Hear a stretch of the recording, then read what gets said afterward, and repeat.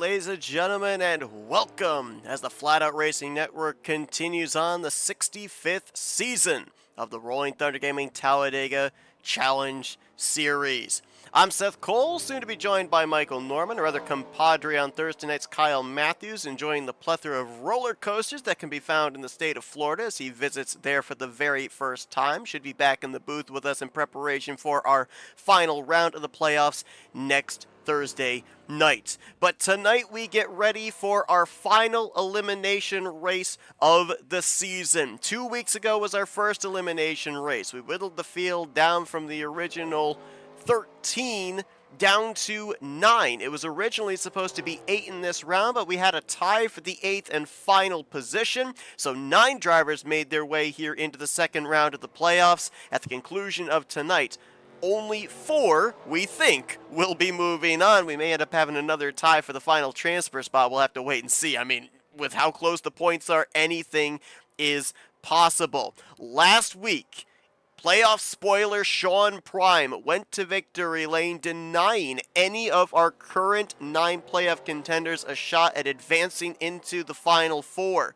Here this evening, a maximum of 3 drivers will at least have to point their way into the final round of the playoffs. We could see one of our playoff contenders go to victory lane here tonight at Talladega, but we could very well see our final 4 have to all point their way into the next round, and the points are super, super close. Nobody is safe. Nobody has a guaranteed going to move above the cut line. No one has a guaranteed not going to fall below the cut line. We'll be talking a lot here tonight about 4th position in the standings. That's the cut line that you want to be above when the checkered flag waves this evening. Chuck McClure comes in the points leader of the remaining 9 playoff drivers. He only has a 7-point cushion between himself and that 4th in the standings. Jeremy Jeffrey sits 2nd in points. He is only 6 to the good. Ulysses Sandoval, he is 3rd in the standings. He's only 3 points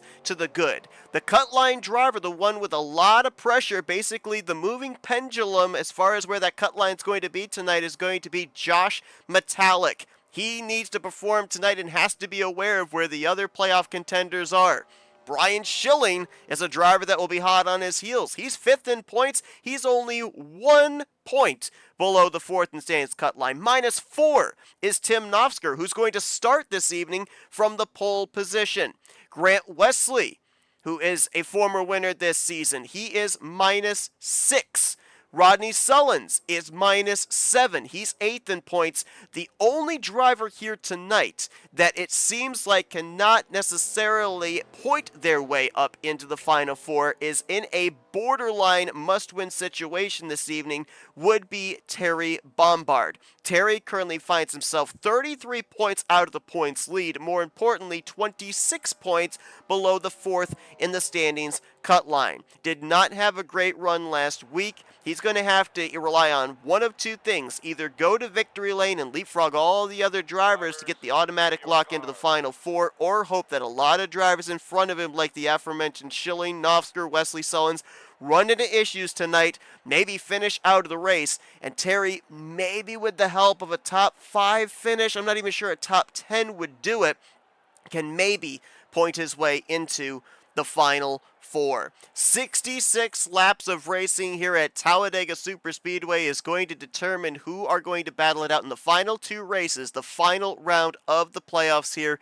in the upcoming 2 weeks. As we mentioned, Tim Nofsker, one of our playoff contenders, 3-time winner on the season, tied with Ulysses Sandoval for most wins here in season 65, below the cut line coming into this one, gets the pole position. He is, I believe, the only one of the playoff drivers that's even starting this race inside of the top 10. He will start alongside of Donnie Cameron.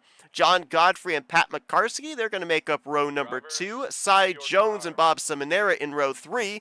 Ron Hagel and Robert Breedlove, they're row number 4, and your top 10 completed with Bobby Farrell and Bernie Mobbs. Denny Carroll will join Jeff Crivello. They'll be back in row 6. Got to go all the way back to 13th to find another playoff driver in Ulysses Sandoval, as he'll be in row 7 with Glenn Harris. Row 8 is going to find 2 playoff drivers in Brian Schilling and Jeremy Jeffries. Mark Paglia and playoff driver Josh Metallic. They're back in row 9 with your top 20 completed by Richard Martin and playoff driver Rodney Sullins. Must-win situation, Terry Bombard will roll off the grid in 21st. He'll share that 11th row with Brian Lovell. Dennis McCarthy and Mike Mangialardi will be back in row 12. Randy Waugh and playoff driver Grant Wesley in row 13. Chuck McClure, who's the points leader of the 9 playoff contenders coming into this elimination race. He'll be back in row 14 with Greg Lovell, who almost sniped the victory from Sean Prime last week. Top 30 going to be completed with Bob Dixon and Graham McDonald. RJ Cabana and Kevin McQueen making his second start in the season. They're back in row 16. Row 17 will be Billy Elliser and Cody Lamas. Greg Palmer, Doug Hulick will be back in the 18th row. 19th row will find Robert Spring and Brian Rawson. And making up the 39-car field here tonight will be the 2 of Hank Middleton. Keep an eye on Terry Bombard and Ulysses Sandoval this evening, as well, as they are the finals matchup on the loser side of the bracket. Winner tonight, the highest finisher, will go on to face Brian Schilling, who's been waiting for a number of weeks to see who his opponent will be. Winner will face Brian Schilling next week. If Schilling wins, he is the Season 65 Bracket Series champion. But if Terry or Ulysses, depending on who moves on to the finals next week, are able to finish higher than Brian next week at Bird Screwdrivers Raceway, there will be a rematch between the two in the season finale when we come back here to Talladega Superspeedway.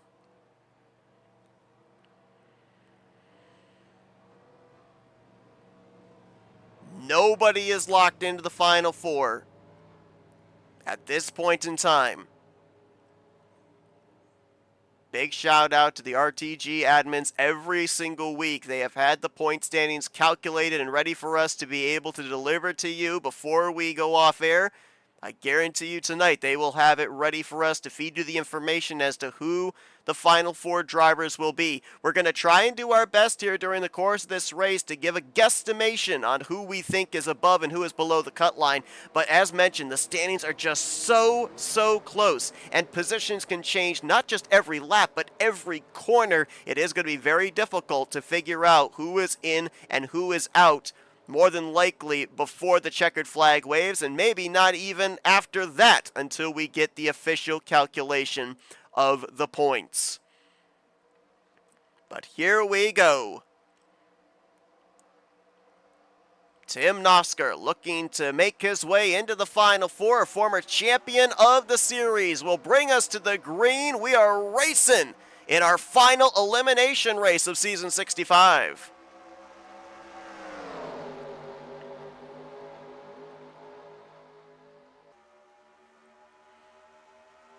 New livery there on Donnie Cameron as he tries to stay alongside of Tim Nosker, try and get the run in that middle groove down the back straightaway.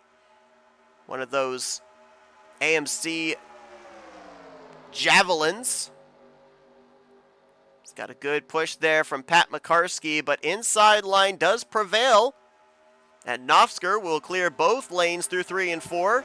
Trying to tow John Godfrey along with him. Nosker now will move up to the middle line. Oh, and John Godfrey's going to get turned off the nose of Cy Jones. Big pile up here coming to the start-finish line.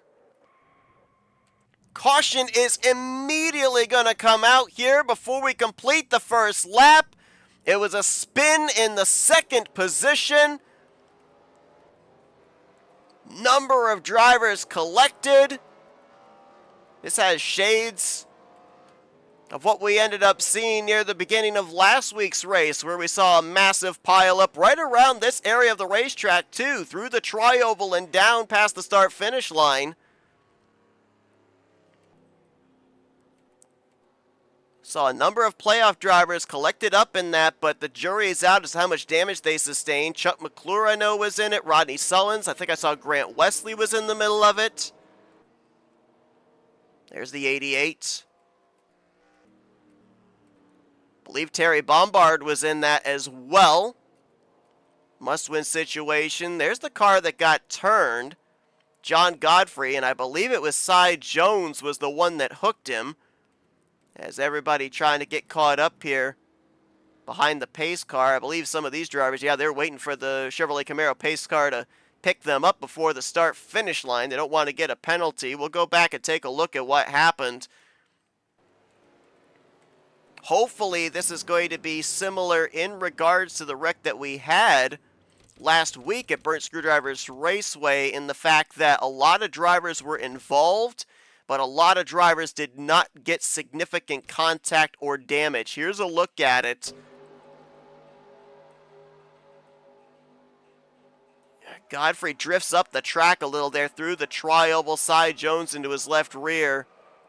Oh gosh, Bernie Mobbs actually went up and over, barrel rolled, so much for me saying light contact. That was a massive hit for the Citgo Chevrolet. We'll have to go back and look and see the full extent of that contact for Bernie. So Ron Hagelin was involved, Glenn Harris was in it. Bernie Mobbs was unofficially, it looks like, around the 8th position at the time as they were making their way through the tri-oval. Gets a bump from behind there from Ron Hagelin, gets corrected up the track after further contact from Bob Seminara. And yeah, begins to barrel roll. You saw right there that blue number 4, there he is, Brian Schilling. That's another of our playoff drivers that was collected. So currently my count is up to 4 playoff drivers involved in this wreck. Let's follow a couple of others. Let's find the 17 of Chuck McClure. I saw him in the middle of that through the tri-oval.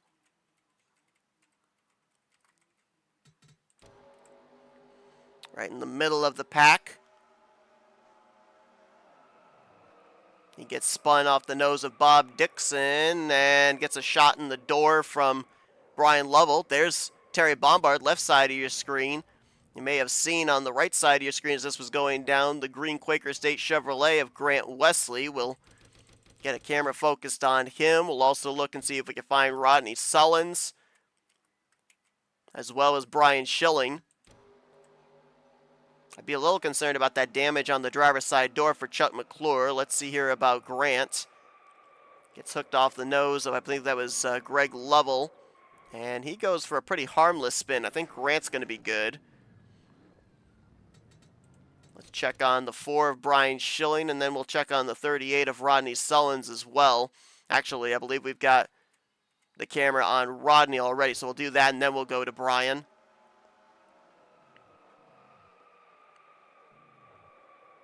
Little contact there in the passenger side door by Graham McDonald. Little contact from Greg Lovell. I think he's going to be okay as well. That is very light, very minor contact. Could have been a lot worse for Rodney.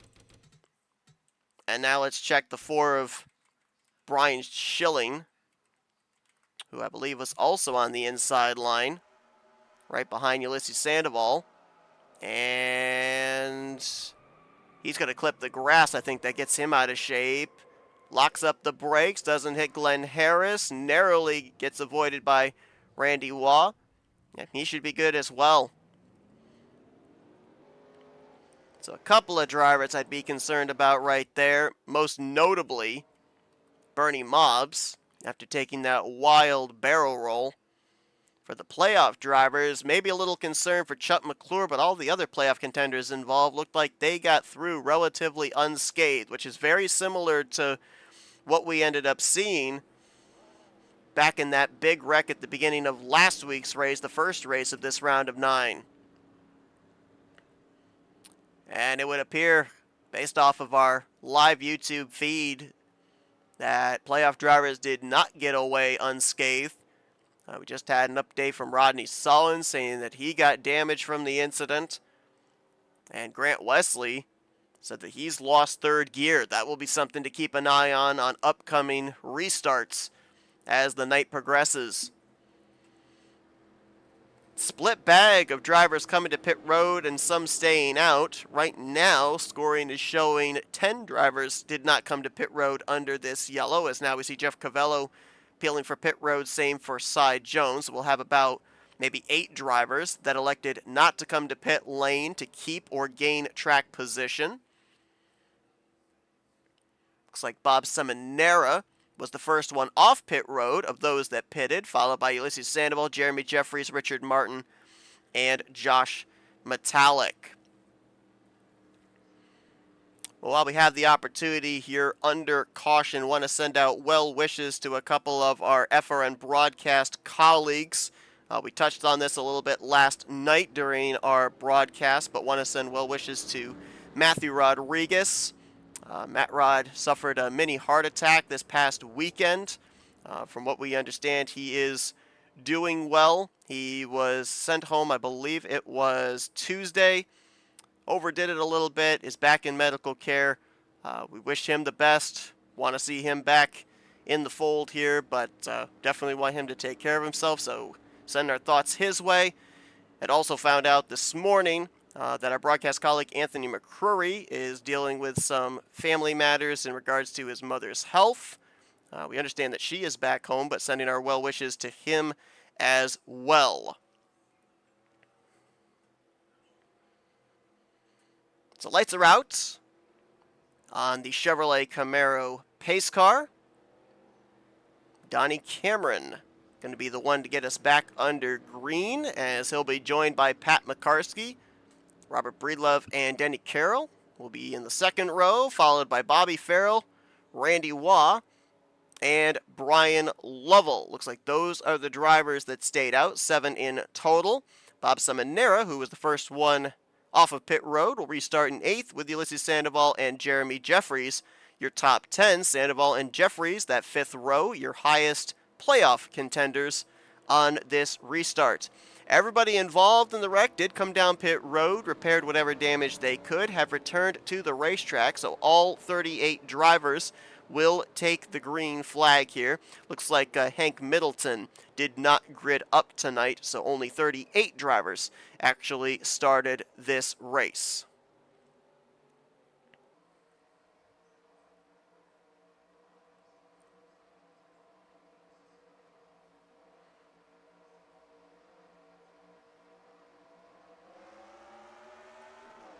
Green flag back in the air. Good launch for Pat McCarskey in that outside line. Able to edge ahead of Donnie Cameron. Actually led that lap, did the 197. But the inside line well formed. Cameron is going to clear his way to the lead. He'll stay to the inside line with Robert Breedlove. Let's see if the momentum shifts to the top side here, as Pat McCarskey's got a push from Denny Carroll and Randy Waugh. Door to door between the 87 and the 197 as they make their way through 3. Little up the track there for the outside line. And third lane starting to form back there. That's Jeremy Jeffries, the Eagle One Chevrolet, testing the waters. Was looking to see if Josh Metallic and company would go with him. Now Bob Seminara is going to go up there to lead that third line.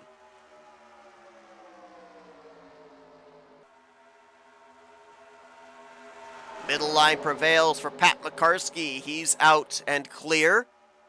Denny Carroll trying to do the same.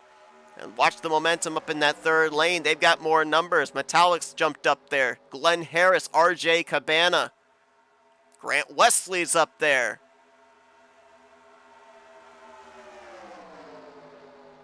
And suddenly the middle line is completely evaporated, as McCarskey, Carroll, and Luigi all jump to the bottom. I had to sneak one in there since Michael's not here. Sorry, Waluigi, not Luigi. 2 entirely different characters. Was there somebody down on the grass there in the infield? Looked like there almost was. Looked like a blue car. Maybe it was Terry Bombard. Looked like they were very, very low through the tri-oval.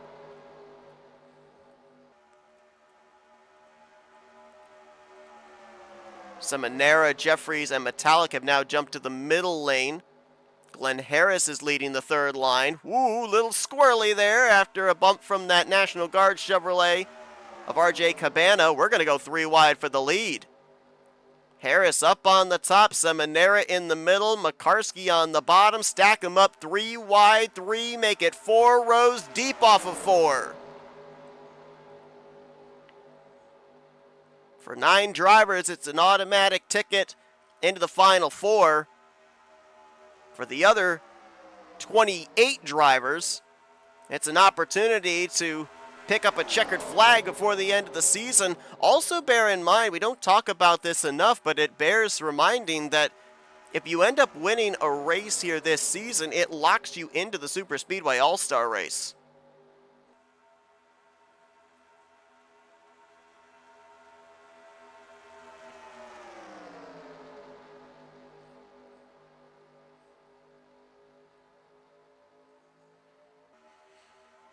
Pat Makarski's led the last 4 laps,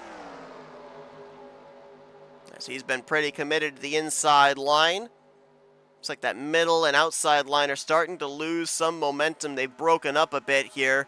Glenn Harris has dropped back to a 3 wide around the 10th spot. Bob Seminara alongside of Bobby Farrell. That's for 5th. Ulysses Sandoval and Jeremy Jeffries still the highest running of the playoff drivers there. They're side by side for 7th. Josh Metallic, we mentioned, he's the driver coming into this race with maybe the most pressure. The fact that he is the cut line driver. He is 4th in the playoff standings. He is the pendulum that could swing one way or the other, either above the 4th and standings cut line or below the 4th and standings cut line. And right now in that McLaren livery, doing a great job, just solidly up here inside of the top 10. Last time by was scored in the 9th spot. Grant Wesley back here as he'll shift from bottom to top. Last time by he was scored in the 14th position. We saw him get a piece of that incident through the tri-oval for our first caution. Looks like he is up to speed. We got the report that Rodney Sullins was damaged from the incident, but he's currently up here inside of the top 20. Looks like his car is still able to move forward in the draft. 19th place right now for him. Terry Bombard to his left on the inside. Last time by was in 20th, and there is Brian Schilling and Chuck McClure nose to tail. 21st and 23rd for those two. With our pole sitter Tim Knopfsker a couple cars behind them. Last time by was scored in 29th and now scored 26th. I believe he is the lowest running of the playoff contenders. As now he, McClure, and Schilling will move to the middle line. Up at the front, challenge for the lead, Bob Seminara. Gonna move on the outside via the middle lane down the back straightaway of Pat Makarski. And he'll put that Chevrolet out into the wind for the first time here tonight. Get some help from some fellow bow ties and Jeremy Jeffries and Josh Metallic. RJ Cabana there as well. Saw RJ Cabana in his last start finish up on the podium for another solid outing here this evening. Grant Wesley going to move up to the 3rd line now, as he's going to find some help from Robert Breedlove. Dennis McCarthy's up there. Rodney Sullins as well. These drivers not afraid to take it 3 wide. As now Seminara and Jeffries will clear the inside line. They'll move down to the yellow stripe. 3 wide for 3rd place with Makarski, Metallic, and Wesley.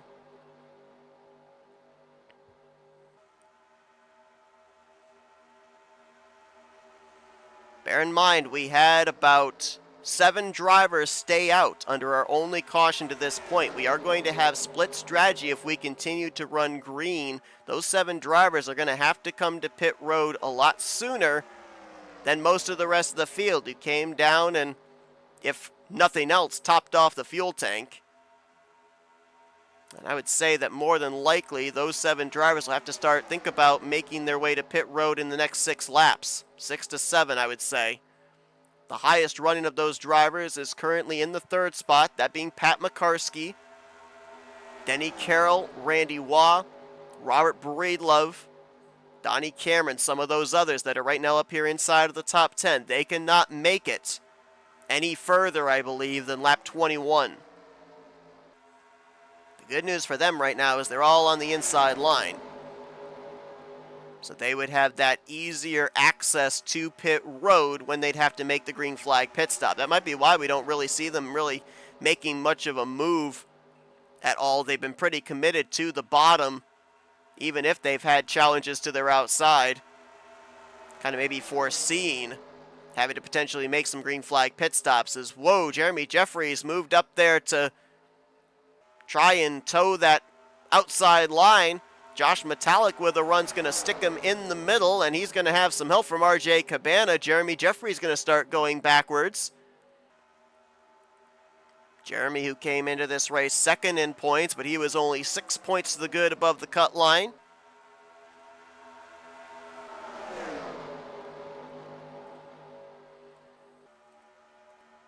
You know, kind of looking at our remaining 9 playoff drivers here. If I go down the list, 6 of those 9 drivers is, Makarski, not sure what he's doing there. You can't pass below the yellow. 6 of those 9 drivers are former champions of this series.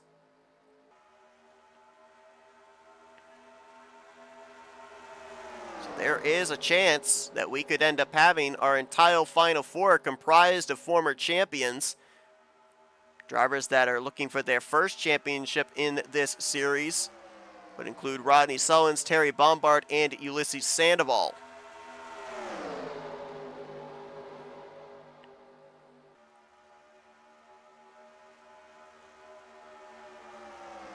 Checking on our scoring here. 2 seconds separate first back to fifth. All 38 drivers are still in this lead pack, so that is good news after what we saw there with that massive wreck back at the completion of lap number 1. About 2/3 of our field collected up in it. Looks like everybody is up to speed and still competitive, so I don't want to call something before it happens, but last week we ended up having a massive wreck, had a majority of the field collected up in it, and that race saw one of the most incredible fuel strategy conclusions we have probably ever seen here in the Talladega Challenge Series. I don't even think I can verbally do it justice as to what happened. If for no other reason you go back and watch last week's broadcast, watch the finish. We ended up having a half dozen drivers all run out of fuel off of turn 4, and it pretty much came down to who was going to be able to keep their foot in the throttle, who was going to be able to have enough momentum to get back to the start-finish line. Sean Prime was able to take the victory, but it was mentioned in the preface, the preview for tonight's race on the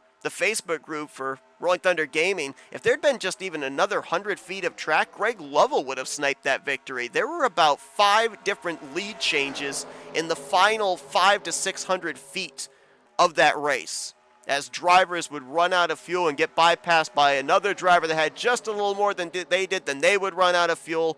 It was absolutely crazy, and we could potentially be in for something very similar here tonight in an elimination race.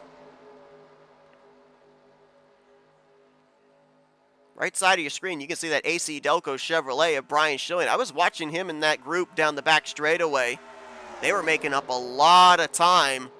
I mean, I think Brian gained about 5-6 positions just in turn 3 alone. Look at the momentum they have in that outside groove, as Brian Schilling will get alongside of Metallic and Sandoval for second place. He'll probably get alongside of Makarski this time down the back straightaway. Good tight draft up there in that third lane. Rodney Sullins, Chuck McClure, Brian Ross, and Tim Nofsker all up there.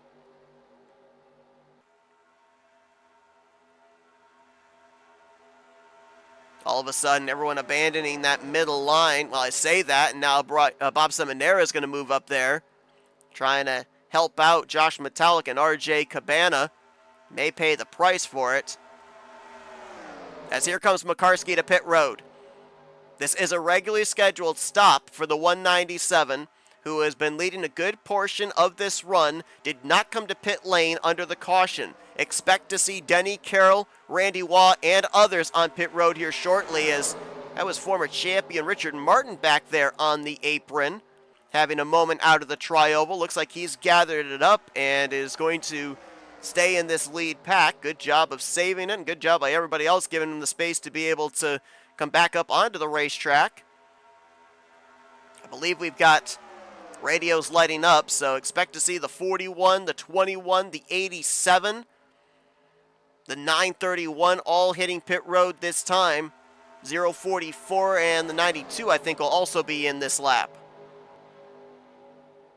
as well as the 111 of Ron Hagelin. Whoa, Donnie Cameron flying in. I don't know if he got that thing woed up in time. That looked like a little too much speed being carried into pit road, but he may have gotten it woed down to 55 in time. And that turned the race lead over to Ulysses Sandoval. That's a valuable bonus point for Ulysses. I believe that makes him only the second playoff driver to lead a lap here tonight. Pole sitter Tim Nofsker led the first two. Those bonus points can be huge, especially with how close the point standings are right now. Brian Schilling would love to have himself a bonus point as he's on the outside line. RJ Cabana to pit road. Had he already pit? Yes, they say he's already pit, but he's on pit lane now.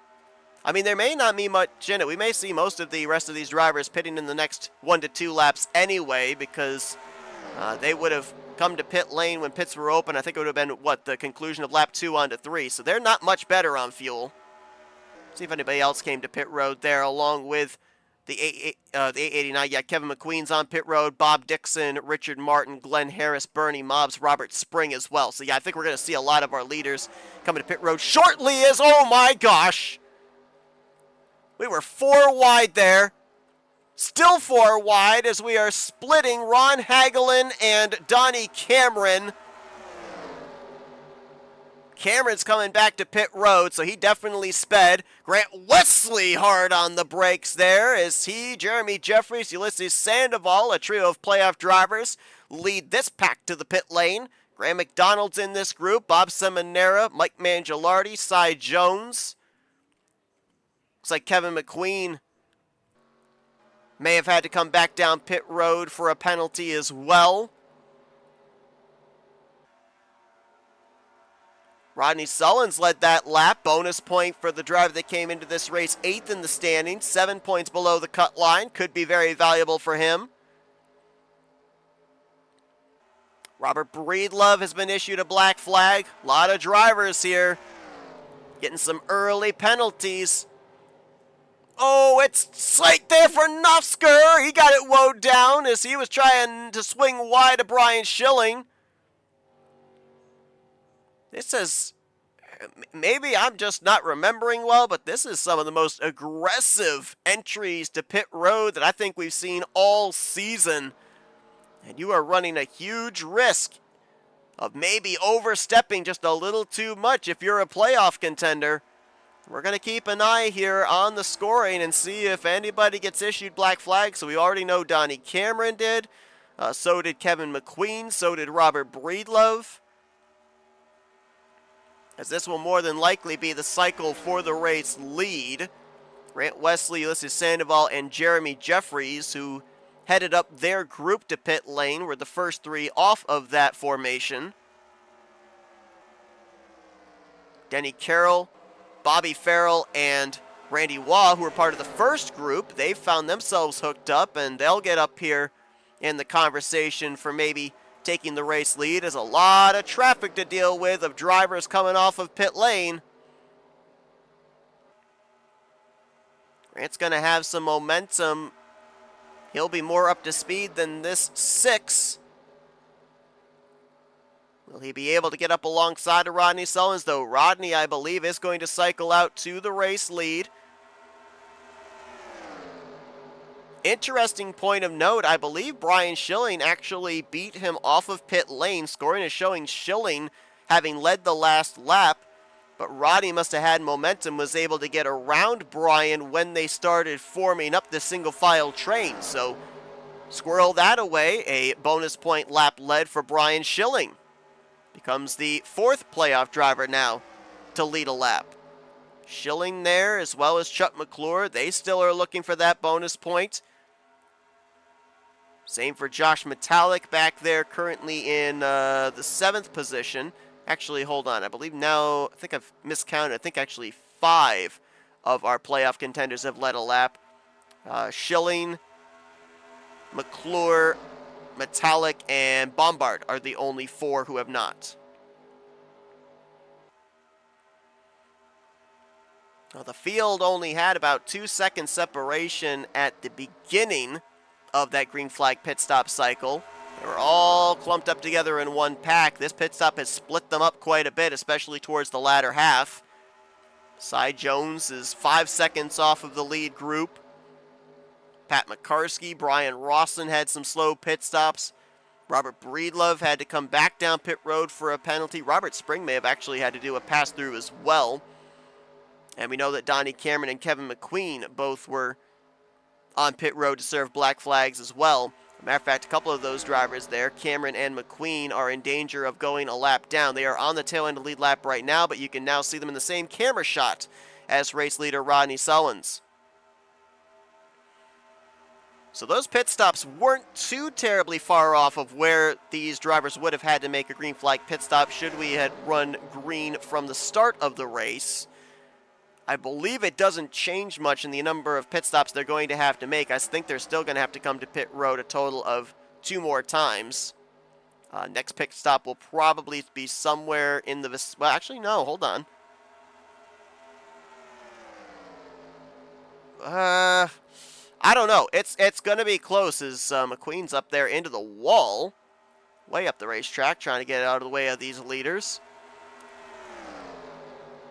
So I didn't take note of when the last lap was that drivers came down pit road, but there is a scenario. It's a very slim one, but there is a scenario where drivers could potentially, if they came to pit road as late as the completion of lap 24, they could maybe pit on lap 44 and maybe save enough to get to the end, but honestly, I don't see that happening.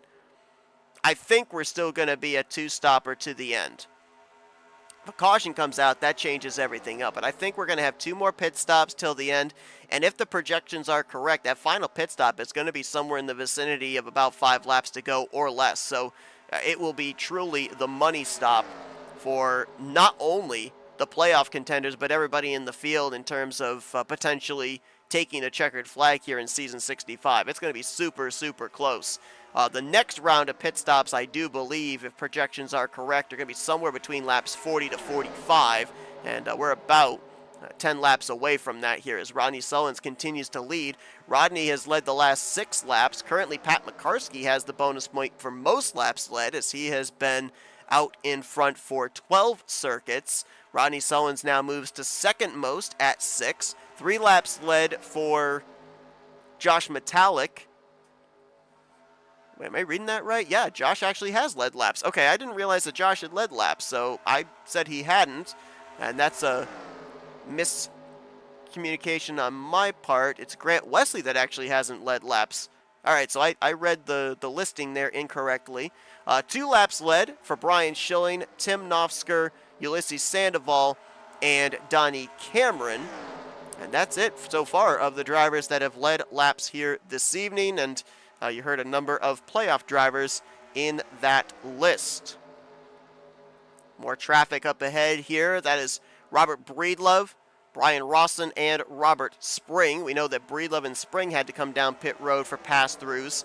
Not sure if Brian Rawson had to as well or if he had a problem on his pit stop, but now they will fall a lap down, and that will make the conversation for the lucky dogs should they be issued very interesting. Top 2 drivers off the lead lap under a caution period get the free pass. And right now, with this trio getting put a lap down, that leaves us with a half dozen drivers that are currently -1 or more to the race leader, Rodney Sullins. Bob Dixon is currently the only driver 2 laps down, currently in 38th place. How about the playoff drivers here, though? You've currently got them 1st through 4th, and then you've got them 6th through 9th. 8 of your 9 playoff drivers are up here right now inside of the top 10. Terry Bombard, the only one that's missing, as he's currently back in the 19th position. He's the driver coming in that is in a must-win situation to be able to advance into the Final Four. He was a total of 26 points below the cut line, and with having all the rest of his competition up here inside of the top 10, makes it even more of a must-win situation. As caution's out, you saw the wreck there in the back. This is going to change things up as far as pit strategy is concerned. Right at the halfway point, the second yellow flag waves at Talladega Superspeedway. Jeff Crivello in the 36 was involved in that, as was the 22 of Greg Palmer. Bob Seminara may have gotten swept up into this as well. We'll have to see who else was involved as we'll go back and take a look at the replay. And as we do so, as promised, Michael Norman joins us here in the booth. Hello. I am sorry I missed a little bit. I had a little thing I needed to take care of, but I am back now. We're blaming you for this caution then. Of course. What happened? We are about to find out. At least I was able to join halfway through. Ooh, looks like some stack up there. Greg Palmer into the back of Randy Waugh. Luigi? Yeah, I tried it earlier. I can't do it as well as you can. Oh, wow. Hit there late for Ron Hagelin. And the pace car's just like, step aside, guys. Yeah, just... mind if I play through? Have you made a certain announcement yet? A certain announcement? Yeah. Someone who's not in the field and the reason why they're not in the field tonight? I don't know if we're allowed to make the announcement. Yes, we are. Oh, we are allowed to make the announcement? Yes. Well, then why don't you make the announcement then? Because I didn't make the announcement not knowing if we were allowed to make the announcement. Well, because you're the main commentator guy. Well, our good friend Jessica Shelton is not in the field tonight because she just got married. Yes, she did. Congratulations, Jess. I am not going to attempt to say your new last name because... Lorelei. Reasons. There you go. But yes, Jessica Shelton has gotten married. And none of us were invited, so I'm sad. I'm kidding. I'm not actually sad, but very happy. Congratulations to her. You know we would embarrass the heck out of her if we were invited to her wedding. Absolutely we would. You know dang well we would have. We would find some way to put the Shout soundtrack in the playlist. Yeah. Well, while congratulations are in order, Michael, you can help me in congratulating somebody else in the field. Who's that? Ended up getting an announcement not too long before we ended up going live that somebody has entered into fatherhood. Really? Yes, indeed. We want to congratulate Ulysses Sandoval. Really?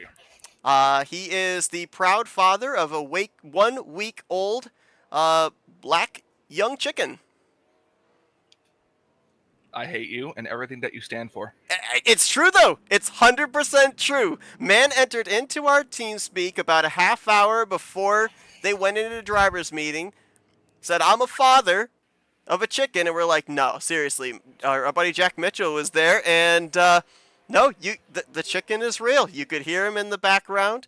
But does he love chickens, Eddie? He apparently loves chickens, Eddie. From what I was told as well, Ulysses is driving tonight with said chicken riding in his lap. So, if a caution comes out, we're going to say the chicken was driving. No, actually, if a caution comes out, Ulysses is driving. If Ulysses wins, the chicken was driving. You know what? I'm going to do something.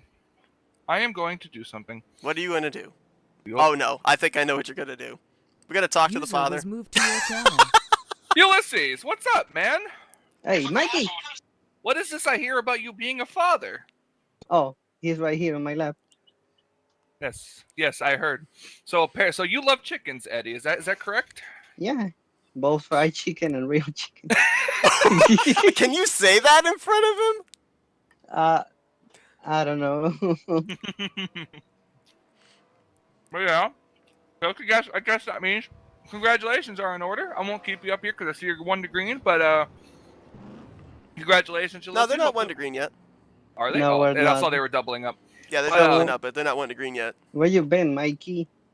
I had something I needed to take care of before He I was got out. here. He was out buying "It's a Boy" balloons. Yes, I was, and I have them up here in the booth for you. So the only way you'll get them is if you get in Victory Lane. All right. Thank you so much, guys. He's sleeping right now, so I don't think he's gonna make any. Oh, he wake up. I was gonna say, it doesn't He sound like woke he's up. sleeping to me. Yeah. Yeah. Since he's comfortable, he's not making any noise. He's just chilling right here. Since a human Yeah. can sleepwalk, does a chicken sleepwalk? I hate you. I hate you. I'm sorry. Just chicken puns. Yeah. But yeah, and like I said, so that's 2 congratulations today. You got Ulysses on being a father to a nice boy chicken, and then you got Jessica for getting married today. Oh, nice. Well, I haven't seen her yet, so if y'all see her, tell her congrats from me. Oh yeah, I don't think she'll be on today much at all, but yeah, I'm sure when they go back to watch the broadcast, they'll see it halfway through. But yeah, but anyways, congratulations to you, Ulysses. I'll let you get back down there and chat. So we'll talk to you later, All hopefully. right. User was moved out of your channel. By the way, Ulysses is currently in the market for a name for his chicken. So if anybody in our YouTube chat would like to chime in with suggestions, feel free. Eddie. Just Eddie. I actually thought I had a good one here with that, because Goodyear tires are black, the chicken is black. I said name him Goodyear. Nah, it was okay. That's an okay name, but you got to think outside the box. Call him FLG. Mm-hmm. Finger licking good. I hate that. That's so good. I do. I hate that. That's so good. Oh man. No, actually, you know what? I don't know what the chicken looks like, but I'm assuming it's like a little fluff ball. It kind of would remind you of like built up tire rubber on the outside of a Call him racetrack. rubber? Call him marble. All right. Oh, okay. That's a good one too. I'll give you that one. Sorry, I was trying to look at my phone here. Michael looking up suitable names for a chicken. Actually, I got a message from a certain somebody who's watching our broadcast tonight. Who would that be? Yes. Ah. You mean Mrs. Lorelei? Yep. I can't believe I've actually said the correct name twice now. Yep. And she told me to make fun of you for your whole Pensacola thing. But, of course. Yeah, for those of you that don't know the story, Seth apparently cannot spell Pensacola. Nope. Naturally follows. I can't speak, so I can't spell. Pencasanas. Okay. All right. I see you. So, give me a quick rundown of what's happened this first half. A quick big wreck on completion of lap 1, kind of similar to what we had last week, but similar to last week, really nobody sustained any damage. Everybody was able to stay up in the lead pack, up to speed. A lot of drivers involved were able to make forward progress. Working our second caution here after green flag pit stop cycle. I see Grant's lost third gear. He has lost third gear, indeed. So we'll keep an eye on that here on this restart. Before that caution came out, 8 of our 9 playoff contenders were inside of the top 9. So with the points as close as they are, and all the playoff drivers as close as they are on the racetrack, it is so close as to who's going to move in and who's going to fall out of that final 4. Green flag back in the air here. Lap 37 goes up on the board. 30 laps to go here tonight at Talladega Superspeedway. And you saw there during the pacing laps, Brian Rawson and Robert Breedlove got the free passes. So we've got 34 of our 38 drivers on the lead lap.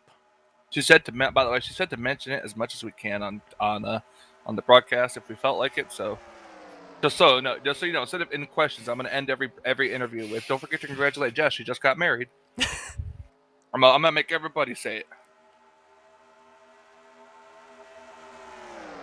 Also, as I swallow a big bowl of Fruity Pebbles, if next caution, I think we're going to talk to a certain llama in the field.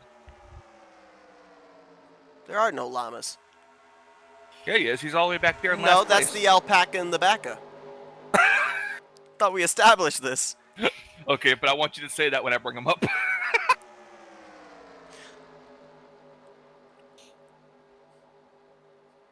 Al chiming in says name him Bama Chick. He's a black chicken, not red and crimson. He's not a redneck chicken. You know, that could be taken so out of context. Wait, isn't Alabama, isn't their mascot an elephant? I don't know. So that wouldn't work. Fruity Pebbles. I know elephant are, well, I don't know that they actually are. That it's like a folk Shut tale up. that Shut up, elephants are Zach. afraid of mice. But By the way, welcome Zach in our chat. wonder if they're afraid of chicks. I am quite the fruity person, yes, Zach, I know.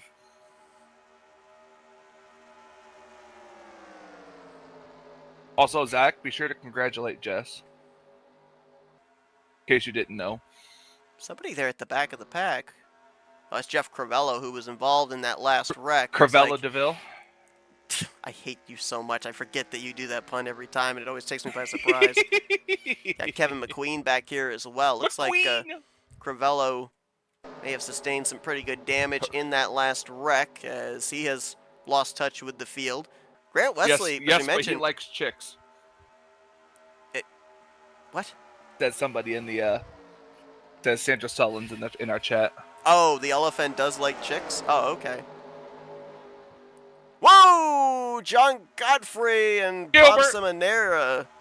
Biscuit. Maybe a little bumper grab there as Gilbert Godfrey Biscuit. goes up the track, and oh, more bumper Whoa. grabbing. There goes Billy Elliser.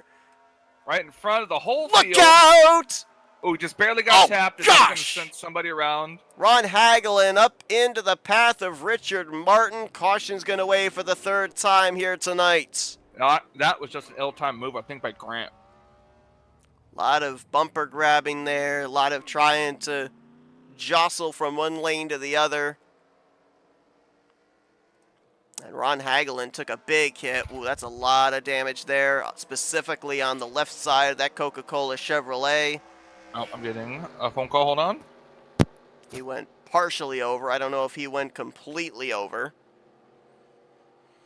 But that's going to bring out the third caution of the night, and will set us up for a restart, closing in on the vicinity of 20 laps to go. Let's take a look and see what happened here.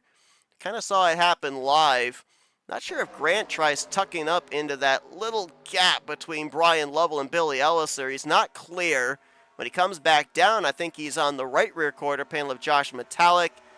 They bumper grab, he goes up into Elliser, and we saw the end result, which we'll take another look at here. I believe also while all this was taking place, I believe that Mark Paglia fell out of the server and has since returned back in. So I'm not sure if he fell a lap down, if he'd be eligible for the pre-pass. Jeremy Jeffries was in that and somehow was able to keep his car pointing in the right direction.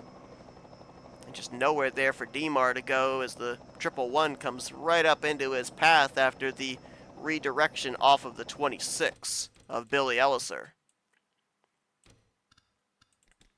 Let's see what TV2 is able to give us here as far as that contact for Ron Hagelin. Didn't look like the car went completely over. Looks like it went up onto its side. Elliser caught some air. Those rear tires came up off the ground and not only clobbered into the driver's side, but the roof hit the outside wall for that Coca-Cola Chevrolet Camaro.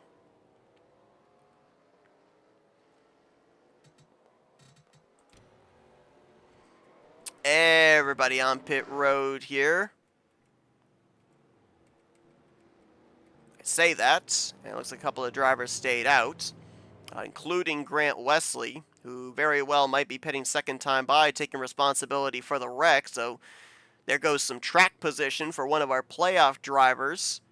Cody Lamas also staying out. It looks like maybe Brian Rawson, Doug Hewlick, and Jeff Crivello also stayed out here. We'll probably see them come to pit road this time, though a couple of them might try and gain some track position here and stay out.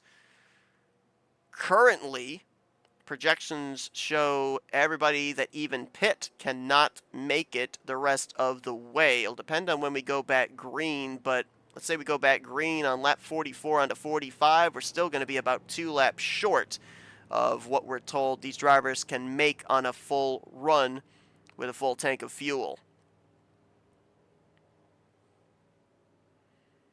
But for Grant, that is going to be a bonus point for a lap led. So now I believe that brings the total up to 7 playoff drivers that have led a lap here tonight. The only 2 that have not would be Chuck McClure and Terry Bombard.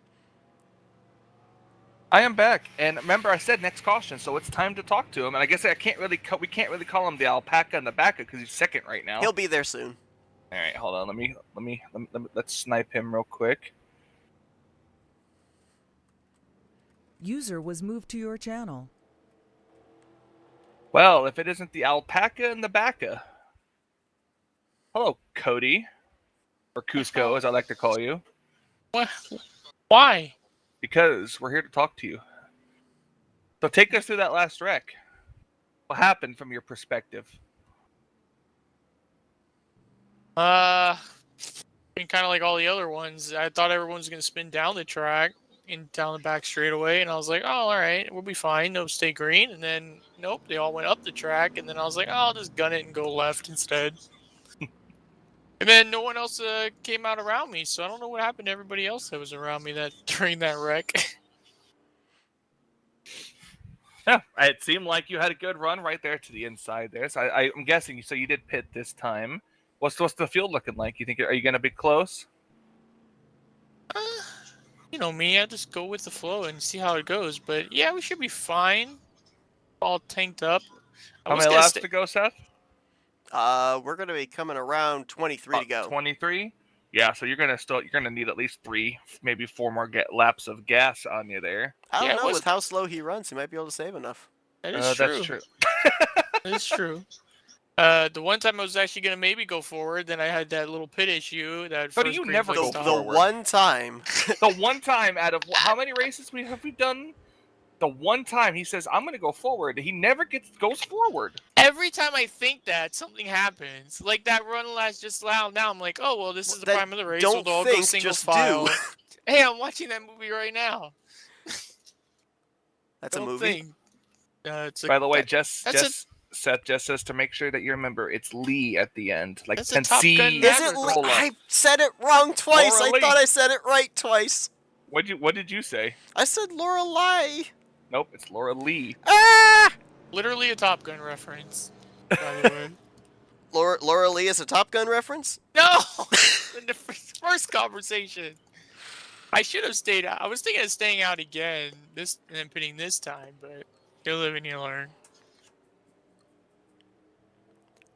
Hey, Yep, well, absolutely. my life goal is finally realized. I made it into the booth. All right, well, Right, yeah, well, I mean, okay, all right, time to go. Bye. User was moved out of your wow. channel. I was gonna tell him that he bragged. I He was gonna tell him bragged. that he That's now he can't hang back any longer. Now he has to make forward progress. He can't even think about it. He has to just do.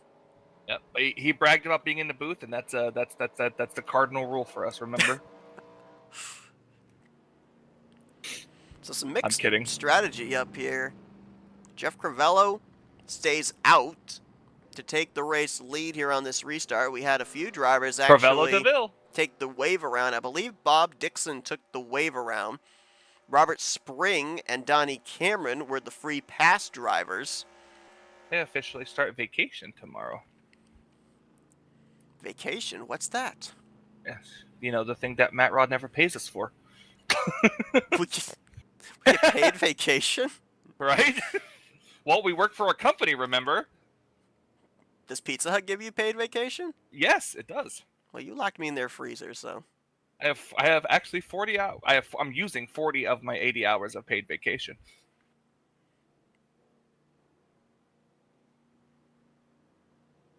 But yeah, I'm surprised to see Jeff stay out. He must think that you were gonna get a quick caution. Or maybe a couple of cautions, maybe save enough fuel. I don't know about two that one. caution If he periods.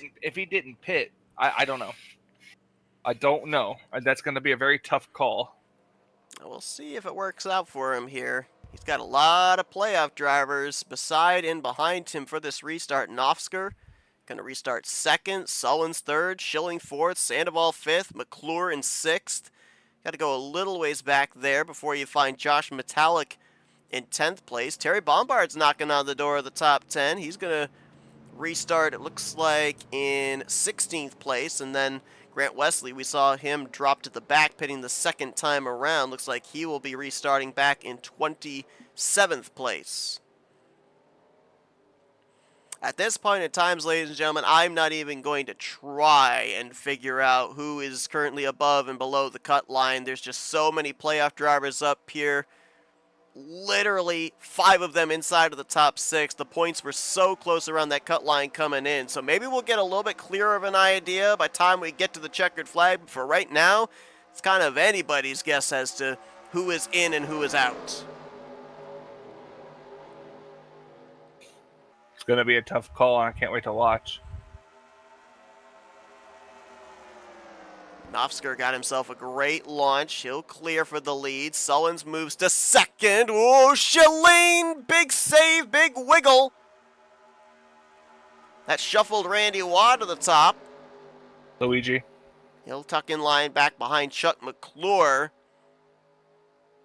Nice job of everybody gathering that up, allowing Schilling the opportunity to save that race car. That was right in the middle of a bunch of playoff drivers. That could have blown a hole wide open in terms of the Final Four picture.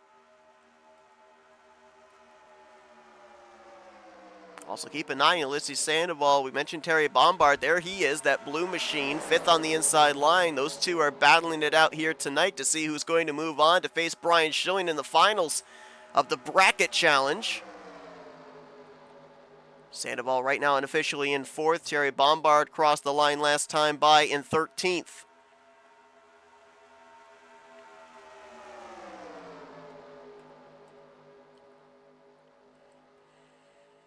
Have to double check, but I do believe that we have yet to have a driver this season. It's such a difficult feat to pull off that has gone coast to coast, pole to win.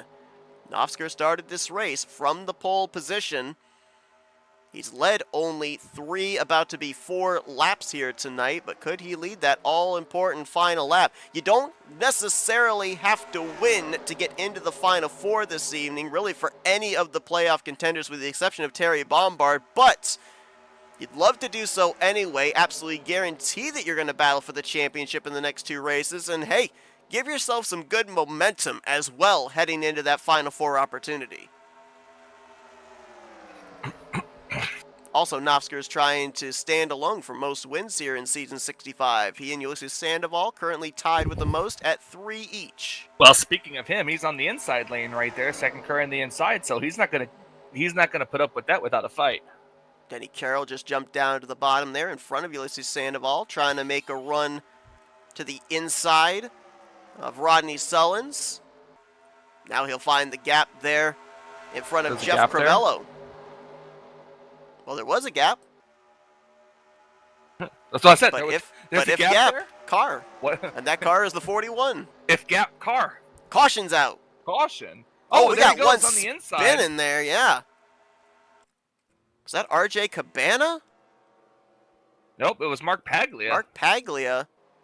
And Pat McCarsky was the other one. Paglia was 1 lap down. I believe he got one of his 2 laps back after he fell out of the server.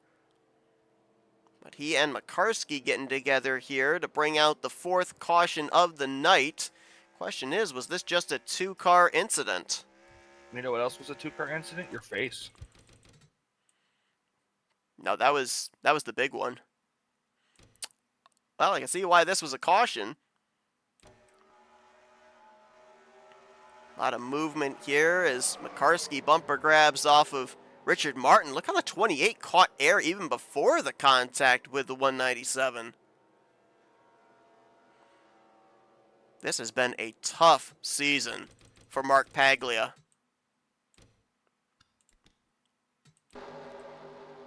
Here's a look at it again. Just all over the place at that point.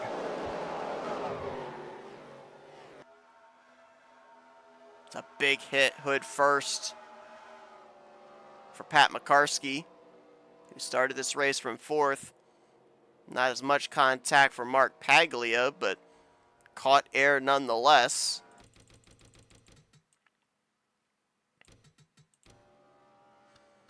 Looks like both drivers able to continue here. Dennis McCarthy was just coming off of pit lane in the 024. That would have to be an unscheduled pit stop for him. He just lost a lap in the process, too.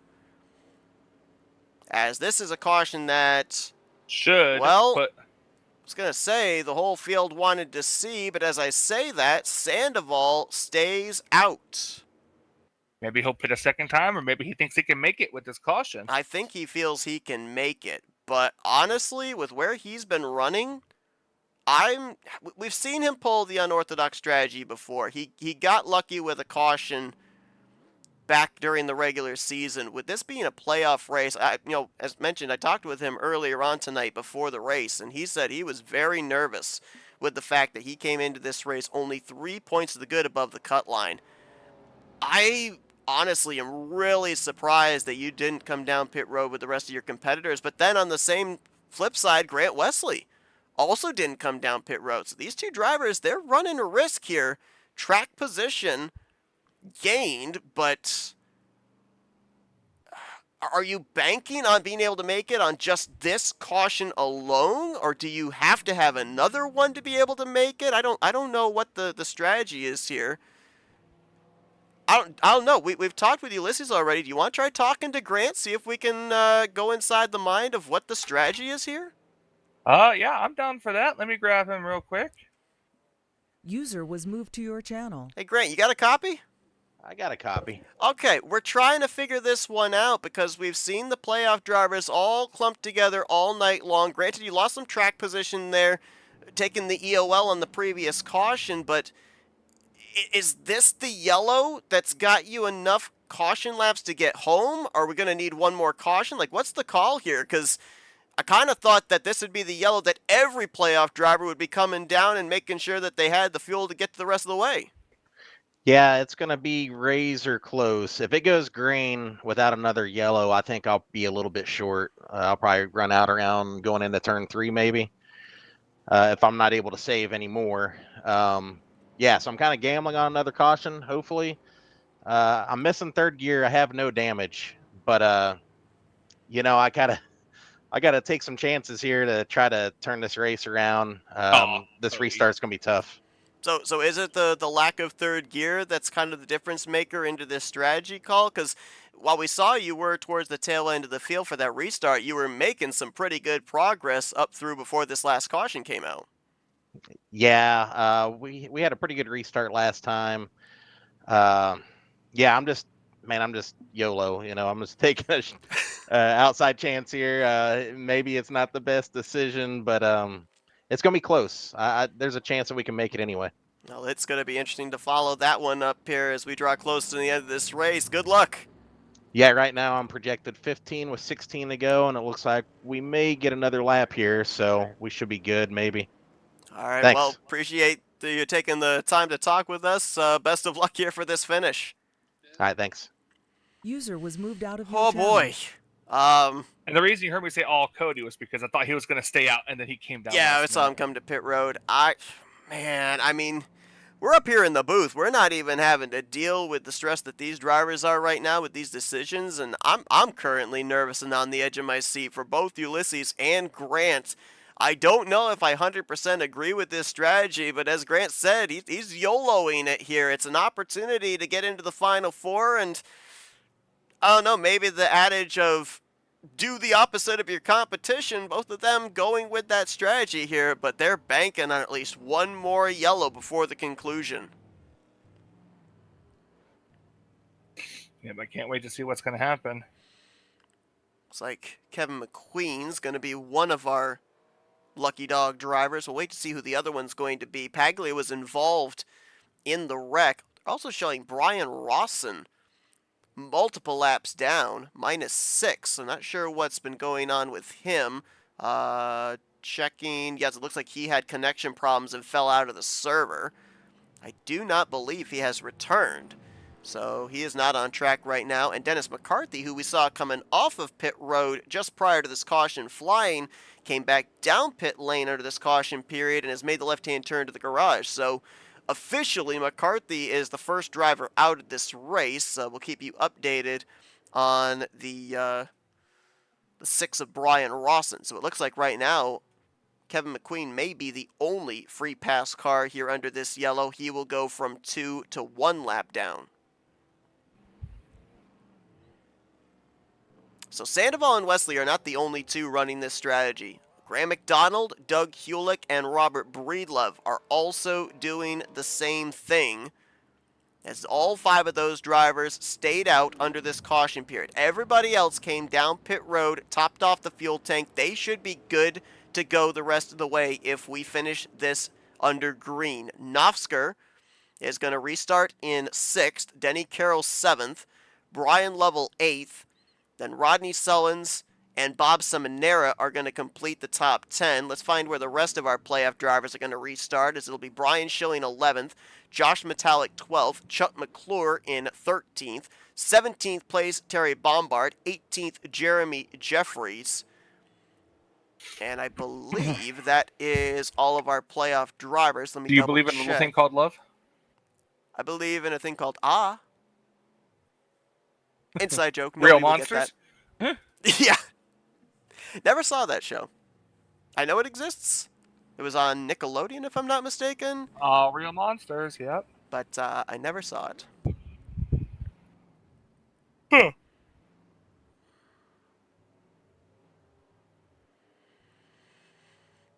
So it's going to be 14 laps to go when we get the green flag here. Sandoval going to be leading us back to green. We heard from Grant Wesley that he is projected about 1 lap short. Sandoval's got to be pretty close to the same number here. And bear in mind as well, if Sandoval leads a good portion of this, he's going to be even shorter on fuel than Grant is. He may find himself 2.5 laps short. We saw an incredible fuel strategy race at the conclusion of last week to kick off this round of 9. We may be in for another fuel thriller to close out this round as we wait to see who's going to advance into the Final Four to compete for the championship here in Season 65. Here we go. 14 laps remain at Talladega. Sandoval puts us back under the green. We got trouble in the back. That was the 21 of Randy Waugh up into the wall. Luigi? Yeah, but if you're Ulysses, do you really want to be leading? That's the problem. I don't think so. And he's got such a big lead as it is. Now, what he does have is teammates. Graham McDonald and Doug Hewlick are teammates to Ulysses Sandoval there. Does he maybe pull over, let one of them get in front of him? Nope. Tow him around?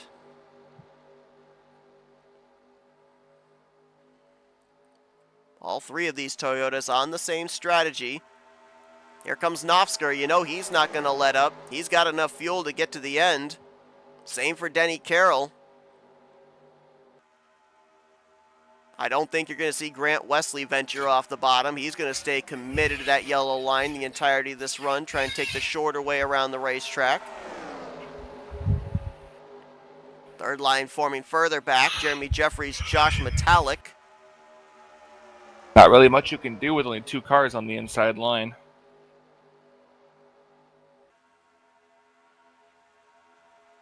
Got a bunch of drivers back there that might lose the draft. Richard Martin, Cy Jones, Greg Palmer, Cody Lamas, Billy Elliser. Cody Lamas losing the pack? Well, you know what? I guess his interview was in vain then. That never happens. Right? It's like Mark Paglia. We documented the tough season he's had involved in that last wreck out of turn 2 onto the back straightaway. He's taken his Dark Horse Mustang behind the wall, joining Dennis McCarthy. It does not look like Brian Rawson has returned into the server, and he's already 10 laps down, so I think we can effectively say he is also out of the race. That leaves us with 35 drivers still running. Kevin McQueen's the only lap car -1. Got one of those Lightning laps back McQueen? under this last yellow. No, Kevin Lightning McQueen. Believe me, I have been tempted to call him Lightning McQueen. Could also name him after another racer too, Steve McQueen.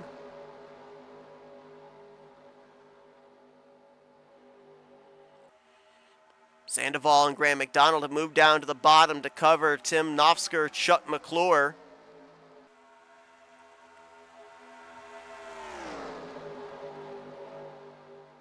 Right now, Ulysses. Most of the time we talk about drivers wanting to come around, look up at the flag stand and see the white flag being displayed. That's not the case for the 096. He wants to see the caution flag waving because that could save his race. Same for Grant Wesley, as they need that one more yellow, those pacing laps, to be able to save enough fuel to get them home. Sandoval now moves up to the middle groove here to cover Knofsker. Well, that's Grant the lane McDonald you're going to want covering to the be bottom. in. Honestly, the middle lane there is the lane you're going to want to be in. Yeah, but if Knofsker makes a move 3 wide, there's no help for Ulysses Sandoval until you get to the 23 of Doug Kulik. Right now, you're kind of forced to stay there, though. You make it 3 wide, the inside lane's going to run away. It's like we've got 25, make it 26 drivers up in this lead pack right now. Pack of stragglers a little bit further back behind them. Hey, look, Cody Lamas is back in this pack. He is in this pack, as are Richard Martin, Bob Dixon, Jeff Crivello, and Cy Jones, who looked like they might be in danger of losing this front group. Ulysses can get Rodney saves it. We're almost 4 I don't know what wide. happened. How did they keep that together? I don't know, but that's going to address. Oh, and there's the 3 wide move right there. There's the. Ooh, Ulysses Oh, they tried. Put on quite the block there. That was a great save by Sullins, Wesley, and Breedlove. All 3 of them were out of shape. That's 2 playoff drivers right there as well. They could have found themselves done and dusted for the Final 4. Now Ulysses has a teammate behind him again. And here comes a 3rd lane. That's going to help that inside line as well against the middle groove. That's RJ Cabana. Jeremy Jeffries has now made his way up here into the top 10. Well, Cody was in this pack, and then that happened. Now he went to the back of the pack. I'll bet you he thought about moving forward, didn't he? Probably. Well, I was going to move forward, but yeah, just no, you weren't. I thought about it. Thinking about it and doing it are 2 different things. Again, remember, at 931 right there, the 88, the 23, where's he? He's back there just behind Josh Metallic, the 33 and the 096, who are the top 2. Right now, they cannot make it on fuel. They're anywhere from 1 to 2 laps short. Might is the keyword. No, I don't think they can.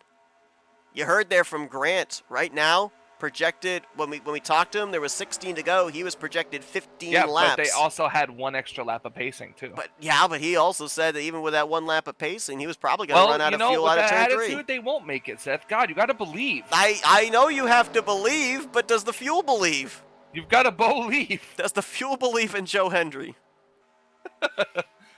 Say his name and he will appear.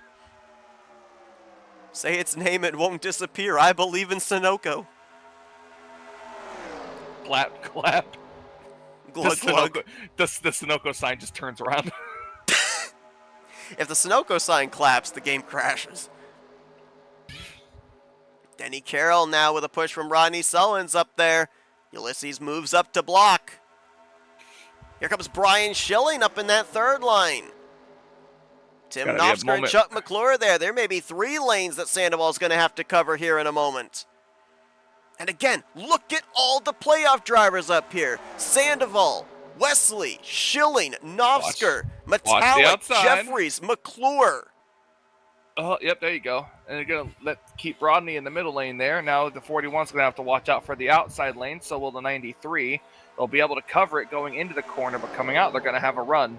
Is there somebody coming off of pit road there? I couldn't tell who quite that was. That's Robert Spring. And it looks like he's going to have to come back down pit road again as he got a black flag for that unscheduled Look at pit the line stop. outside lane breaking up now. Well, I think now, they know now that Grant Grant's can't stuck in make the it. middle. Yeah, they know Grant can't make it on fuel, so they're trying to shuffle him out. I don't know why they haven't done that to the leader yet if they're that confident. Oh, they've tried. He's blocked them.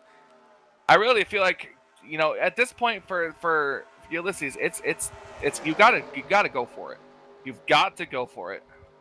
The implications of not going for it are so much worse than not trying. I agree, but well, you got to go for it at this point, yes. But I honestly, just from what I've seen this past season and what I've seen this race of how close everybody has been of these playoff drivers, it's amazing that 9 playoff contenders out of a 39 car field, and they have comprised a majority of the top 10 spots the entirety of the night. If they get a caution this time from between now and when they reach the line again, I believe the race will end under yellow. I think you're correct.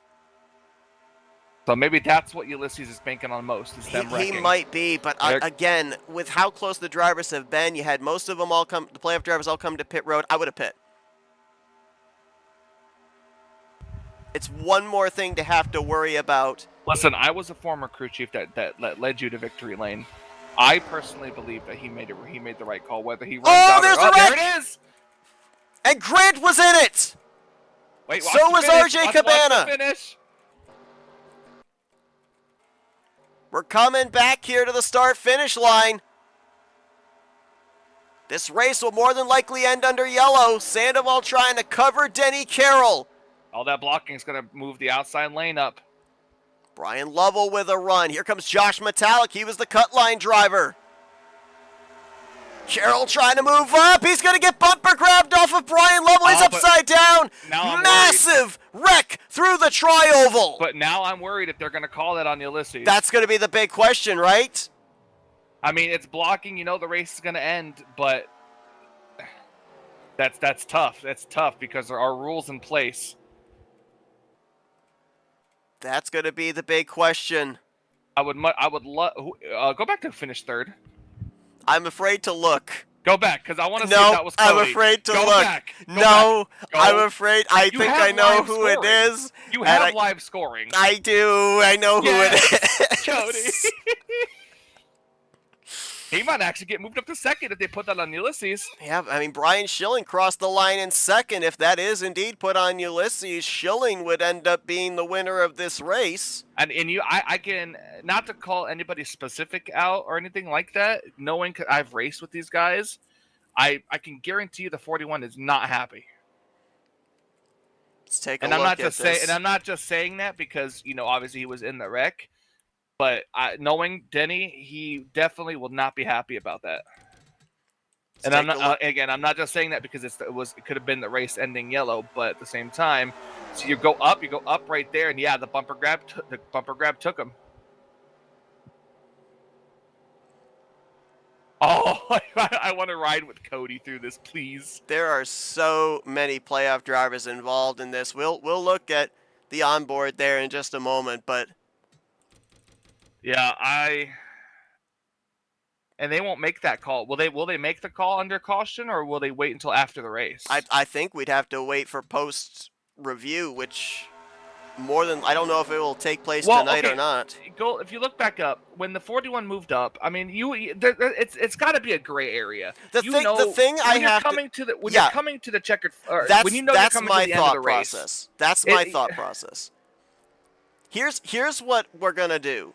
We're going to continue to look at the playoff drivers involved there. Josh Metallic, I think he crossed the line in 12th despite being involved in that wreck. He was the cut line driver. We're going to look from the aerial view. And I'm just going to give my opinion on this from being a former admin as well. When it comes to super speedway racing, if we look back and we do not see the 41 alongside of Ulysses' right rear quarter panel, if Ulysses is still visibly clear of the 41 when he makes the move, I think it's the gray area where you cannot make a call for an EOL. So if Carroll is there, if Carroll is clearly to his right rear when Ulysses moves up, then I think that the call would go Yeah. against the 096. I know we're looking at the playoff drivers, but I would definitely like to look at that before they cross the line, just to see. Because like you, I don't think he was to the right rear quarter panel. I Saw don't Terry think Bombard he and was right there. Rodney Sullins just barely get it through. was- Terry it was- finished in 6th. Rodney finished 7th. That might have been enough for him to advance. It was a hardcore finish that if the bubble or anything like that didn't exist in this game, that in real life would have probably have spun Ulysses out more than it would have the 41.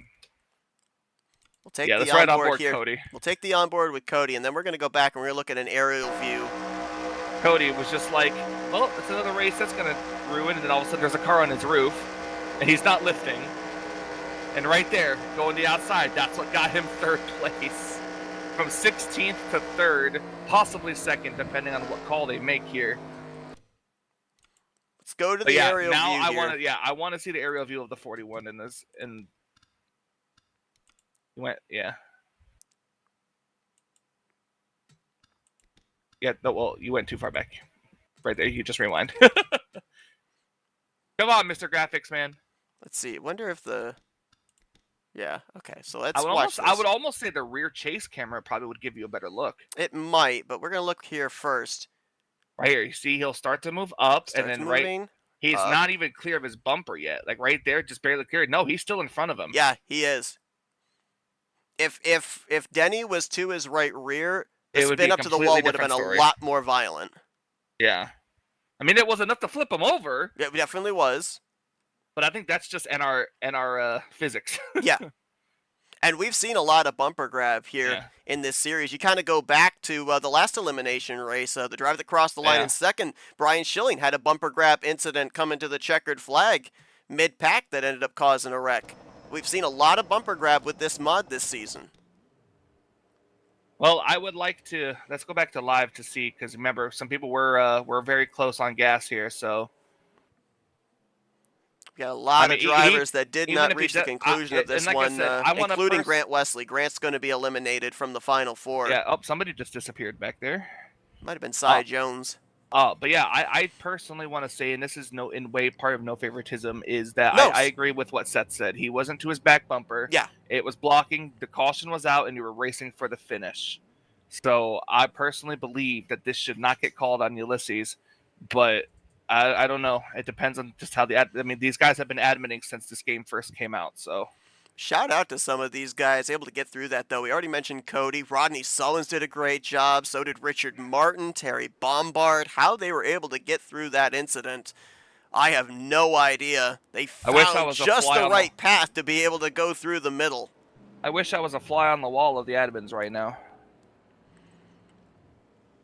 Well, to your point, I'm not certain if the review will take place. I doubt it will take place immediately here.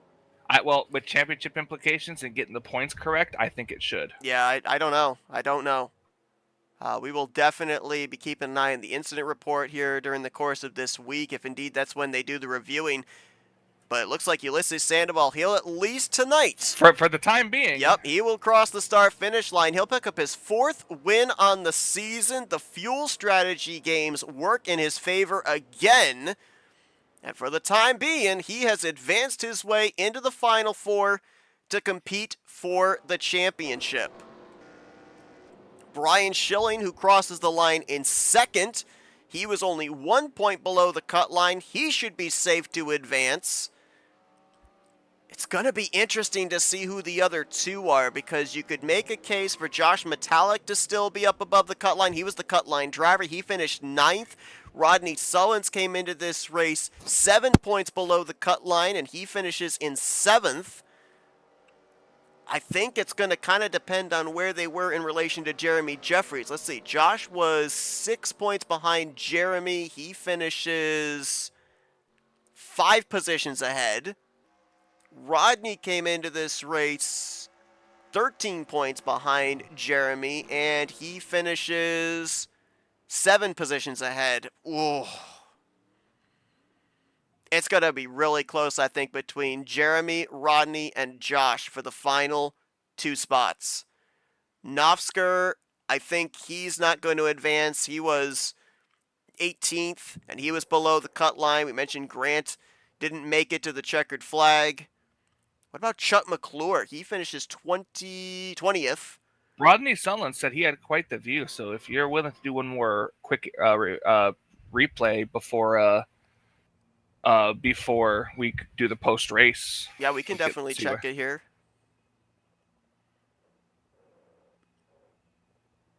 Ulysses might be out of fuel, so that might be it for the burnout.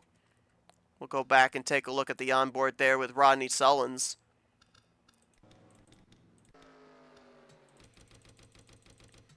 Question is, Rodney crossed the line in 18th. The question is, with what we're about to see here, was this enough for him to be able to snipe a Final Four playoff spot? Wow, hello, Greg Lovell. Did he downshift? He did, to try to get the momentum back. Wow. We will wait with bated breath to see what the final results are going to show us as far as who's advanced into the Final Four and who has not. Tentatively, Sandoval and Schilling look like they are safe to advance into the Final Four. And Like Cody I said, Lamas is just happy to be here. Just based off my rough math, I think it's going to be really close between Metallic, Jeffries, and Sullins. I think Metallic's in with 9th place. I would love to talk to a staff member. It's going to be close. Well, we'll see if we can get some at the end of our clarification interviews here afterwards. Yeah. Show you these finishing results here. You got Terry Bombard. He was a must-win situation here tonight. Almost did it. He got through that big wreck, but he crosses the line in 6th. At least some good momentum to close out this round, but he will certainly be one of the drivers eliminated here in this round of 9. Jeremy in 14th. Was that enough? Nofsker 18th. That'll eliminate him. Chuck McClure is a question mark for me as well. He came into this race 7 points above the cut line, and he finishes 20th. I think he's probably going to be below the cut line, but not 100% certain. We saw him get the first win on the season, got the first win of the playoffs as well. He may not be advancing into the final round. And then we saw the strategy out of Grant Wesley got caught up in the incident that actually brought out the caution, not the incident coming back to the yellow flag. Grant's going to finish in 34th, so he will not advance. It's pretty much about 4 drivers that it looks like we can pretty much confirm are not going to be advancing, but it's debatable about 3 drivers for 2 spots. And of course, we will keep you aware of what the situation is in terms of who is in and who is out here at the conclusion of this broadcast. So let's head into our FRN post-race wind down, and let's see if we can dial up the driver that brought it home in 3rd place here tonight. Talked with him earlier. Let's dial up Cody Lamas. User was moved to your channel. Hey Cody, it's the guys up here in the FRN booth. You got us? You guys again? Did you not think about going forward, and that's how you got through that wreck? Yeah, pretty much. Honestly, I didn't even see the wreck on the front stretch. I was more worried about the battle with the 43 and whoever was behind me. We were all blocking each other. And then I saw a wide open space, and I saw a blue car. And I'm like, I'm aiming for the blue car, and God willing, I'll make it through. Next thing you know, you cross line, you're in 3rd place. Yeah, I kind of thought it was 5th because I think there was 2 lappers up there as well. So, hey, look at that. It all worked out. Yeah, your first podium of your career here in RTG, and I think you were 18th when you crossed the line the previous lap and able to pick up 15 spots there at that point in time. Obviously, we give you a lot of flack. We get around with you and everything. You're riding in the back and all that. Yeah, the alpaca in the back of, but I'll take a bumper sticker of that. Yeah, but I mean, now you got a podium out of the way. Do we see a different Cody now for the last couple of races of the season? Do we get a little bit more aggressive and don't do the hang in the back strategy, or is this just solidify the mentality of, hey, this works, so I'm going to stay with it? Well, I would say the first 10 races or so, I was just getting the vibe of it. And then recently, I've been very proud of my pit stops under green. I feel like I've been doing good on my own without anybody else being an issue. Pitting?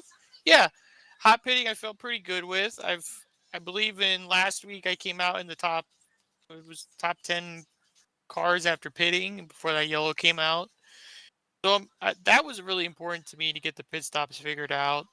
And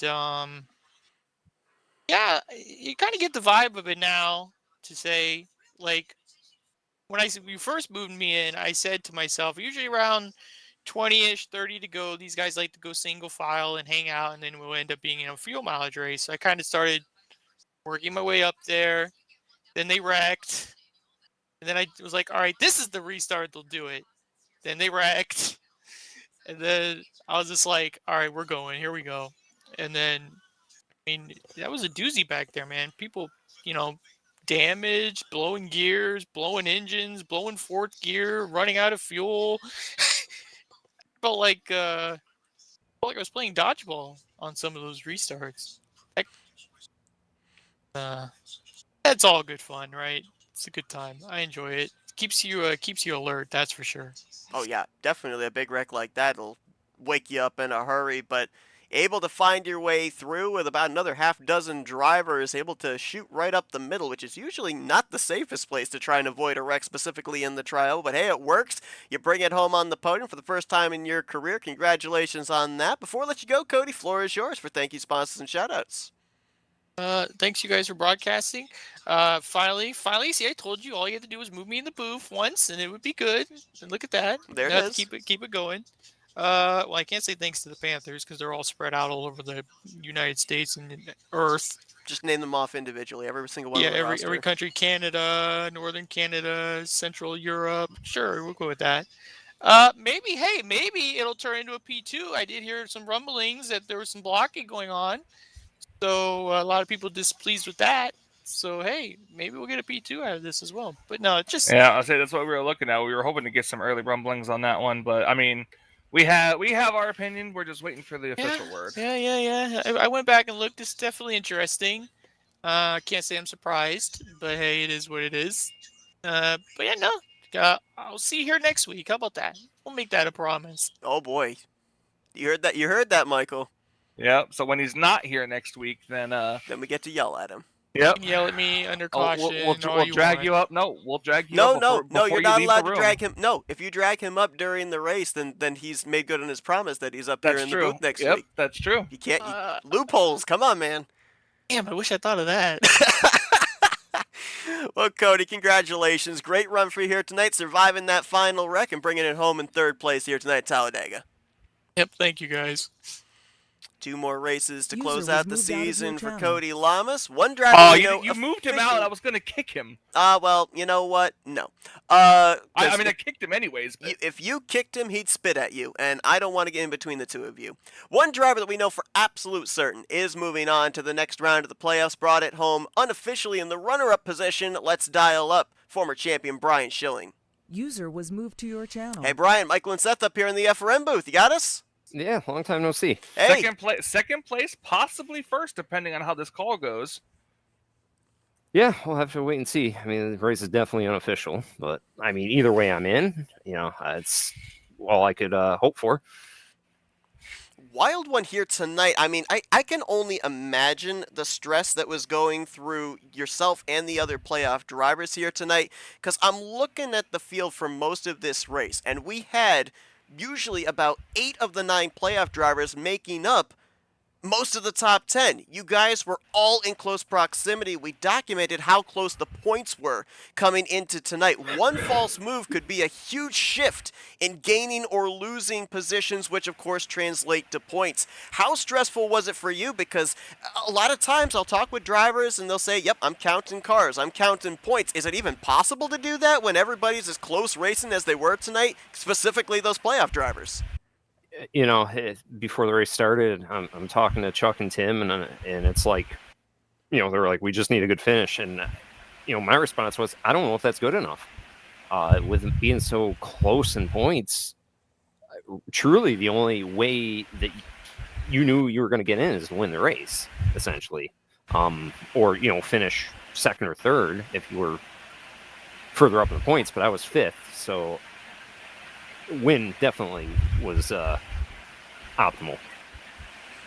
we look forward to next week. We don't know yet. We have to wait, of course, for all the official wording and whatnot on what went down in the closing stages of this race, but we knew that you were going to be awaiting your future opponent, whether it be Ulysses Sandoval or Terry Bombard, in battling for the bracket challenge here. That's going to be starting next week. How much focus gets put on that? How much focus gets put on establishing a good, solid first race here in this 2-race final round as you're competing for the championship? First race, just try to get another top 5. See where the cards fall with that. If I have a bad race and outside shot of the championship, then I'll definitely focus more on the bracket. But it's I've won the bracket numerous times. I always love winning it. It's always a championship inside a championship. So however it falls, I'll be happy. It's interesting because I have to chuckle when I look at your statistics here this season. We documented last season where you finished in the top 5 every single race in the regular season.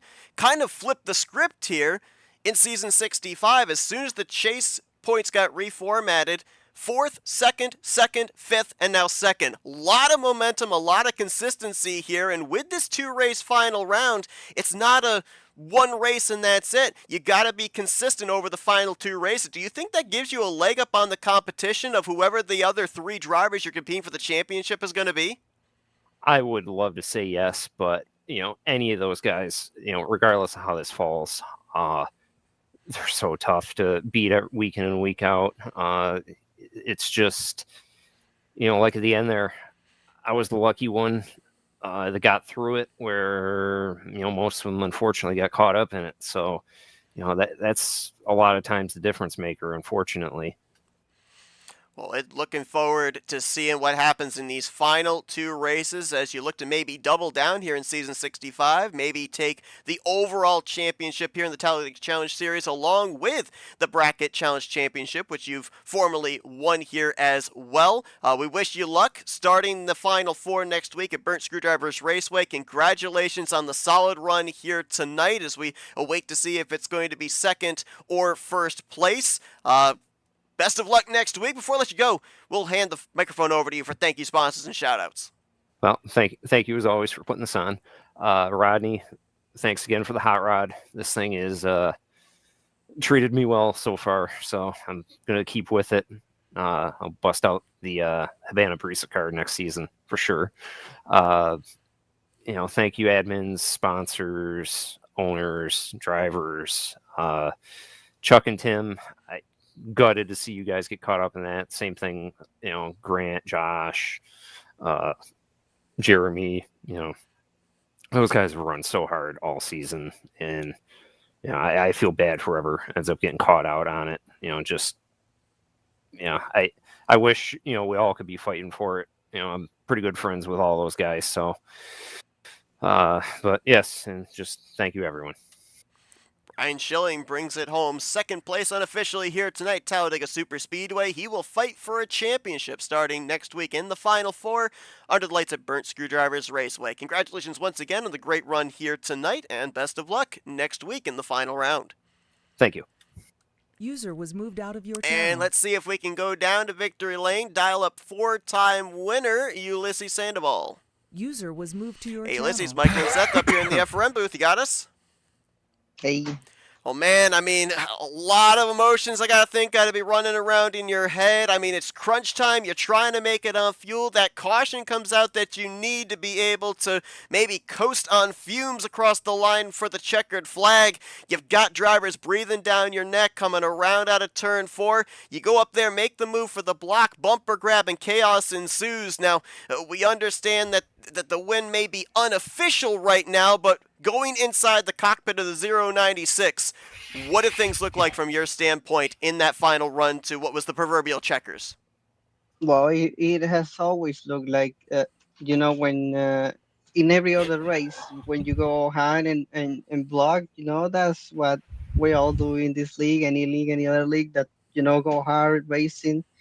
There's so much on the line that you just, you just go for it and block. But, it's not something that we all like. I personally wouldn't like getting blocked, because because it's for the win. And when we and I blocked, I've had getting blocked several times, and I have blocked several times.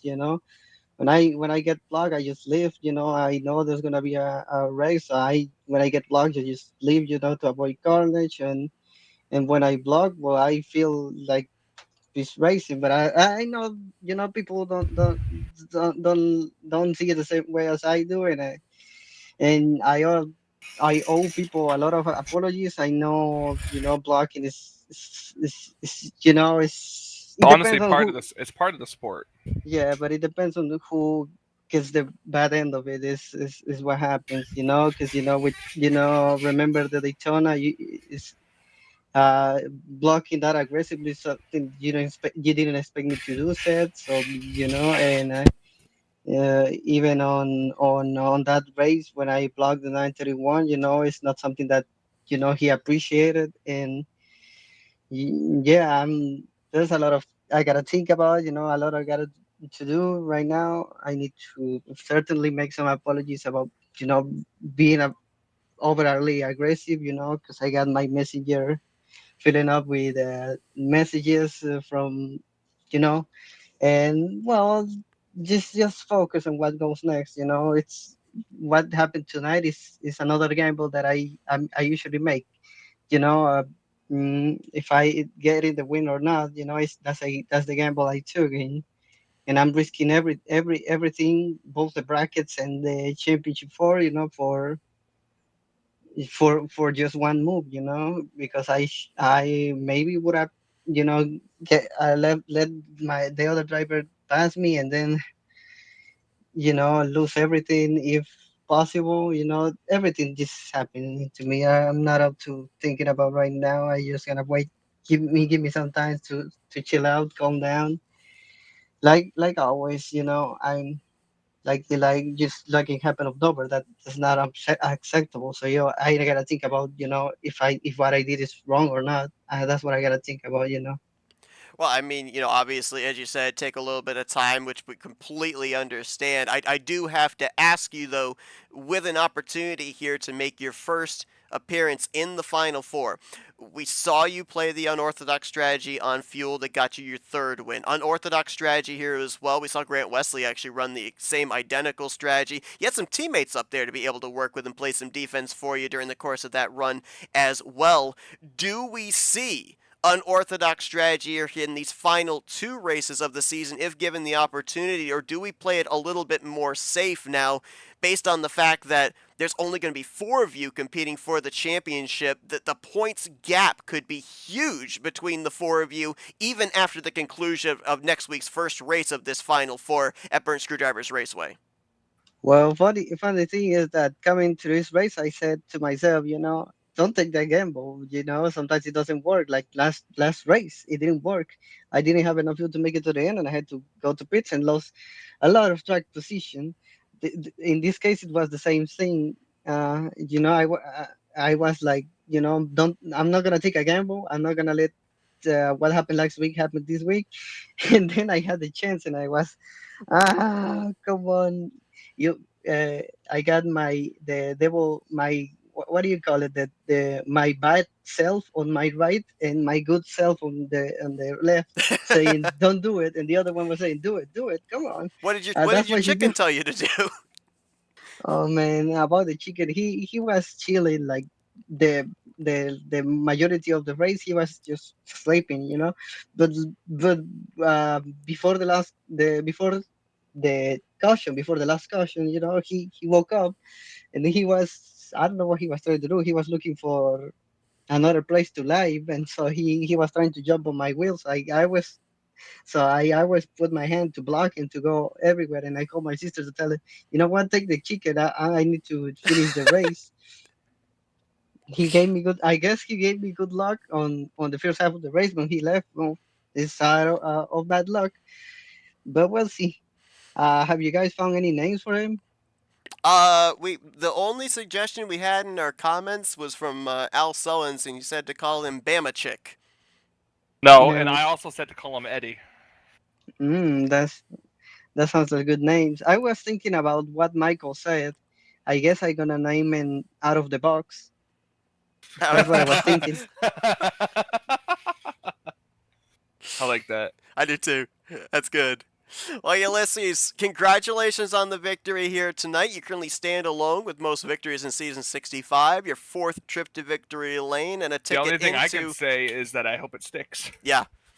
Ticket into the Final Four. We'll wait to see what all the fallout is during the course of this week, but for now, get yourself a little bit of a respite, get yourself focused for the Final Four, and we'll see if you're competing for a championship next week at Burnt Screwdrivers Raceway. Before I let you go, though, give the opportunity for some thank you sponsors and shout-outs. I haven't taken my dinner. I'm real hungry, so I'm gonna get a cheeseburger that will calm me down, both for me and the chicken. Both I for me big and the chicken. Pretty sure chicken's a vegetarian. I don't think he'll eat any of your burger. We'll see. I mean, all right. A big shout out to my Team Wrecking Ball friends, Doug Hewlick, Pat Matkarski, Mike Mangiolari, and Graham McDonald. They were alongside of me. You know, we were sharing insight on what's going on in the race, and we ended up finding each other on the track. So a good work at the end of the race. I wish they had a best finish, but we'll see what happens next time. A big shout out as well to you guys to bring this show to us. It's a that's how that's how I learned about running Thunder Gaming, and man, it's great to race in here and the other leagues they have. It's great. I like it, and I think I'll be racing no matter what. I'm gonna be racing for more weeks to come. And also a big shout out to my little chicken. Hopefully, we get a name for them. And a big shout out and a big congratulations to the no longer señorita but señora Lori Lee. Congratulations, a big shout out to you. And to Mama Sandoval. All right, guys, I will see you next time. How is it he tries it one time and he gets the last name right? I try it twice and I screw it up. Anyway, congratulations, Ulysses, on the victory here tonight. Go get that cheeseburger for you and the chicken. That still really Chickens, confuses Eddie. me. But congratulations on the victory. Best of luck next week here in the Final Four, competing for the championship in Season 65. Yeah, thank you so much, guys. We'll see you next time. Ulysses User was Sandoval. moved out of your channel. Got one more. We do. Yep. Who? User was moved to your channel. Ah, Hello, All Josh. Thank you. Welcome up to the booth here. You got a copy? I got you. You got me? Yep.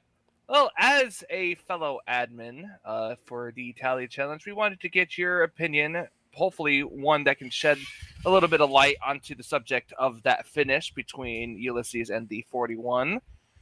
Maybe see if you have an opinion on it, or maybe a final ruling yet. I'm not sure if you guys are going back to look at it right away. It's something to know, like, kind of closer to what the Final Four could look like heading into next week. Yeah, so what we do, and I learned this a long time ago, is, a lot of guys, when the race is over, they do the instant reports and they go to bed. I'm up at the crack of dawn every morning, so I don't want to take the time to open that Pandora's box and be here till 2 a.m. dissecting things.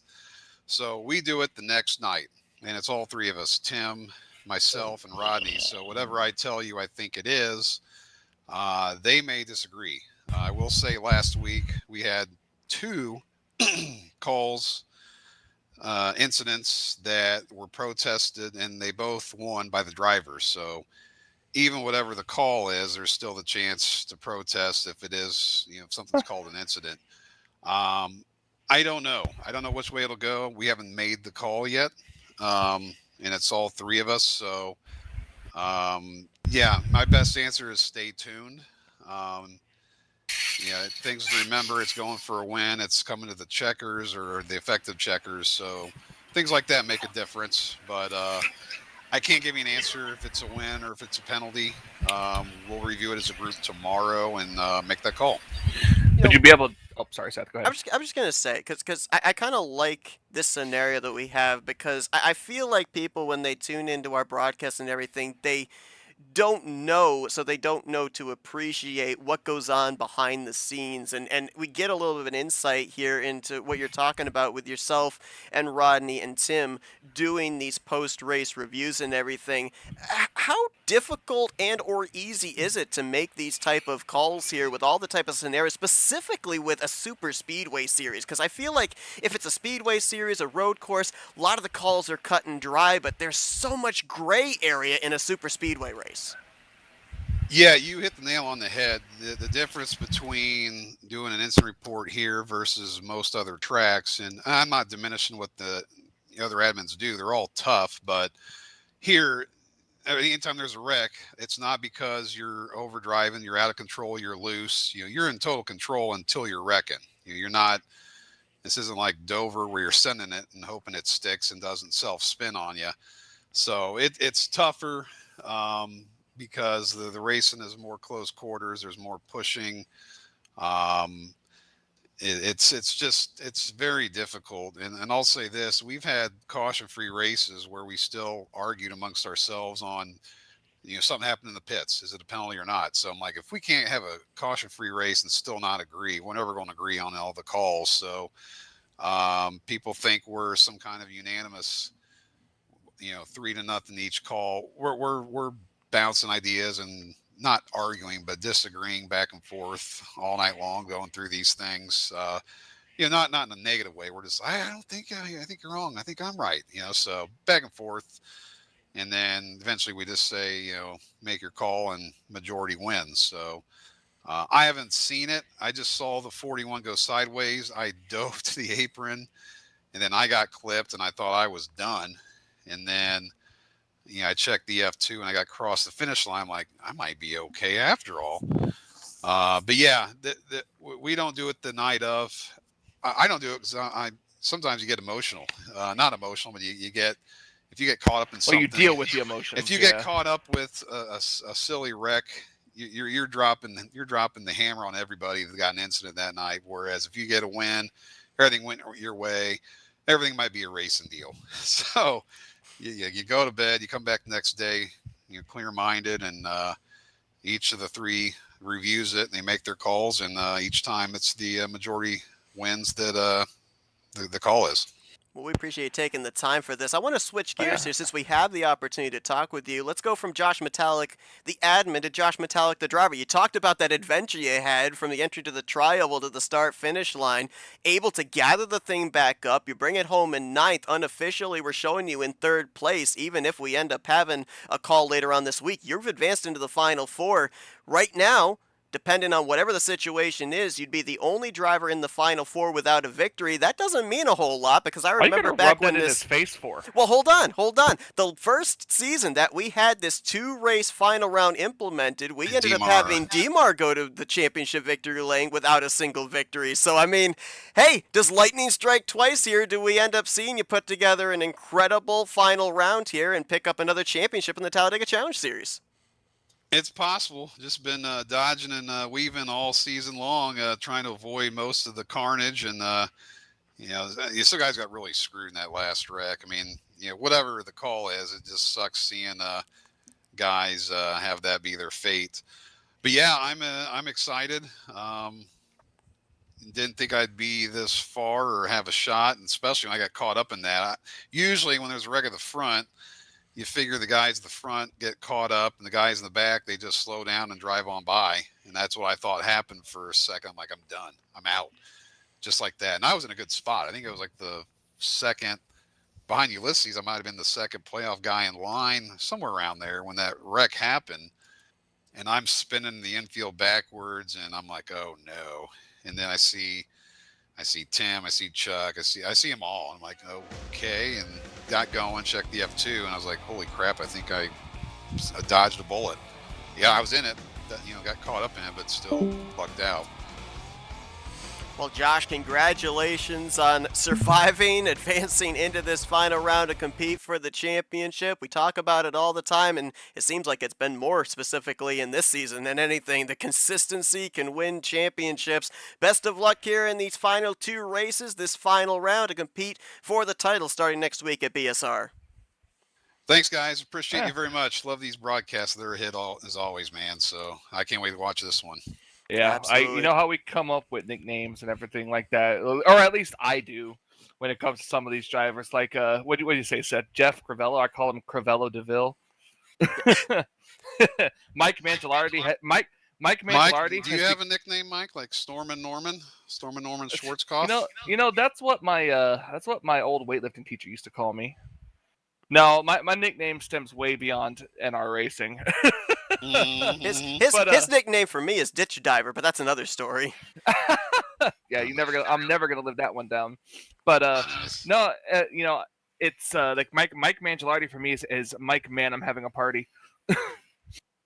That's a big one here. But yeah, it's always fun watching you guys out there and everything. And I always just love hearing the admin side of things too. Whenever we have something like this happen, and it's a good thing Jess wasn't out there today, right?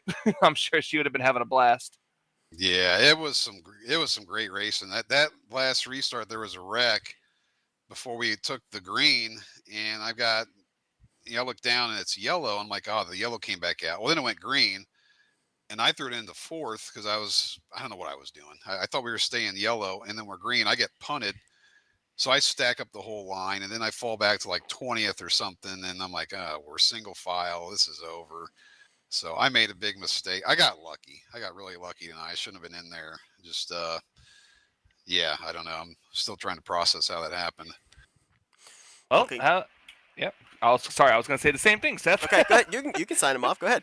Well, great job there, Josh. Can't wait to see you in the Final Four battle. Your chance to give some thank you sponsors and shout outs. Well, again, I appreciate the both of you and Kyle when he's back. I'm not sure when he's coming back. He's actually here in Florida. Oh, there you go. Bones and Prime, they're dealing with so much stuff. Prime's under the weather, so I hope he's doing well. Hope his wife's doing well. Everyone's doing well. And Tim and Rodney, I mean, you see these things. It's like a crime scene going through some of these incident reports, figuring out what's heads and tails of all of it. Jeremy doing all the points in the background, all the stuff he does, and all the drivers. I mean, thank God we didn't do knockout tonight. It's the only thing that didn't happen that causes chaos. So, but still, 38, 39. Two guys had internet issues. That's why they weren't here. So, love these big fields. Lots of good racing. Hate it end under caution, but that was a good race.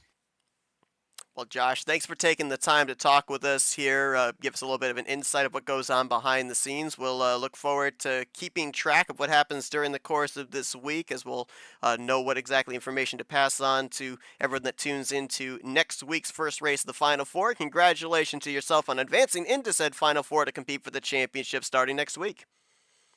Thank you very much. Josh Metallic able to bring his machine home inside of the top 10. He will be one of the 4 drivers that will be competing for the championship. Now, what we're going to do here, Michael, is we're going to basically do the MLB balls and strikes type thing, the challenging a play.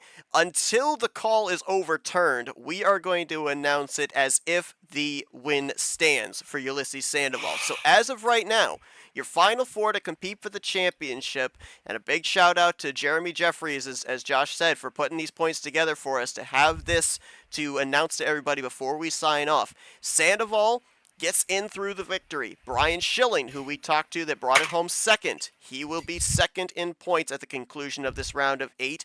He points his way in, a total of 11 points ahead of the cut line. Third and fourth place actually tied, 15 points below the cut line, or I'm sorry, below first in the stands, I should say.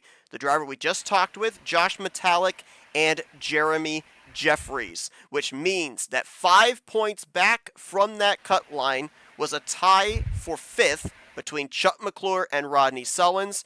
Tim Nofsker, 13 points back in 7th. Terry Bombard actually moved up to 8th, but he was still 24 points back. And Grant Wesley, who tried that fuel strategy, got caught up in the late wreck, will finish 9th of the 9 playoff drivers. He was a total of 31 points below the cut line. So currently, McClure, Sullins, Nofsker, Bombard, and Wesley were eliminated. Your final 4 to compete for the championship starting next week: Sandoval, Schilling, Metallic, and Jeffries. 3 of those 4 drivers have won championships here in the past in the Talladega Challenge Series. Sandoval is searching for his first. Yeah, that's going to be fun. Okay, I was making sure my mic was on. sometimes it doesn't work. But yeah, it should be interesting to see. Maybe do you think we'll get a first-time champion in Ulysses if everything stands? I mean, he's put a lot of firsts together here this season. He got his first career win. He got his second, his third, his now fourth. Hopefully. Maybe. We'll see. We'll see what the case is going to be here. It's going to be very interesting, as I said, to keep an eye on the incident report during the course of this week, and we'll fill you in on all the details of what the scenario looks like coming into the first race of the Final Four. That'll be next week at Burnt Screwdrivers Raceway, next Thursday night at 9 p.m. Eastern Standard Time. Thank you all for tuning into our coverage here this evening from Talladega Super Speedway and our final elimination race of the season. Thanks to Michael for joining me in the booth. We'll hopefully have Kyle rejoining us next week in preparation for this final round of Season 65 of the Talladega Challenge Series. Thank you once again to everybody that tuned in. We'll see you guys next week as the playoffs roll on here in the Talladega Challenge Series as you've been watching another broadcast courtesy of FRN, the Flatout Racing Network. This broadcast is the copyrighted work of Flatout Racing Network and may not be rebroadcast, retranslated, or used in any form without the express written consent of Flatout Racing Network and iRacing.com Motorsports Simulations. Flatout Racing Network would like to thank you for your support, and we hope you enjoyed tonight's broadcast.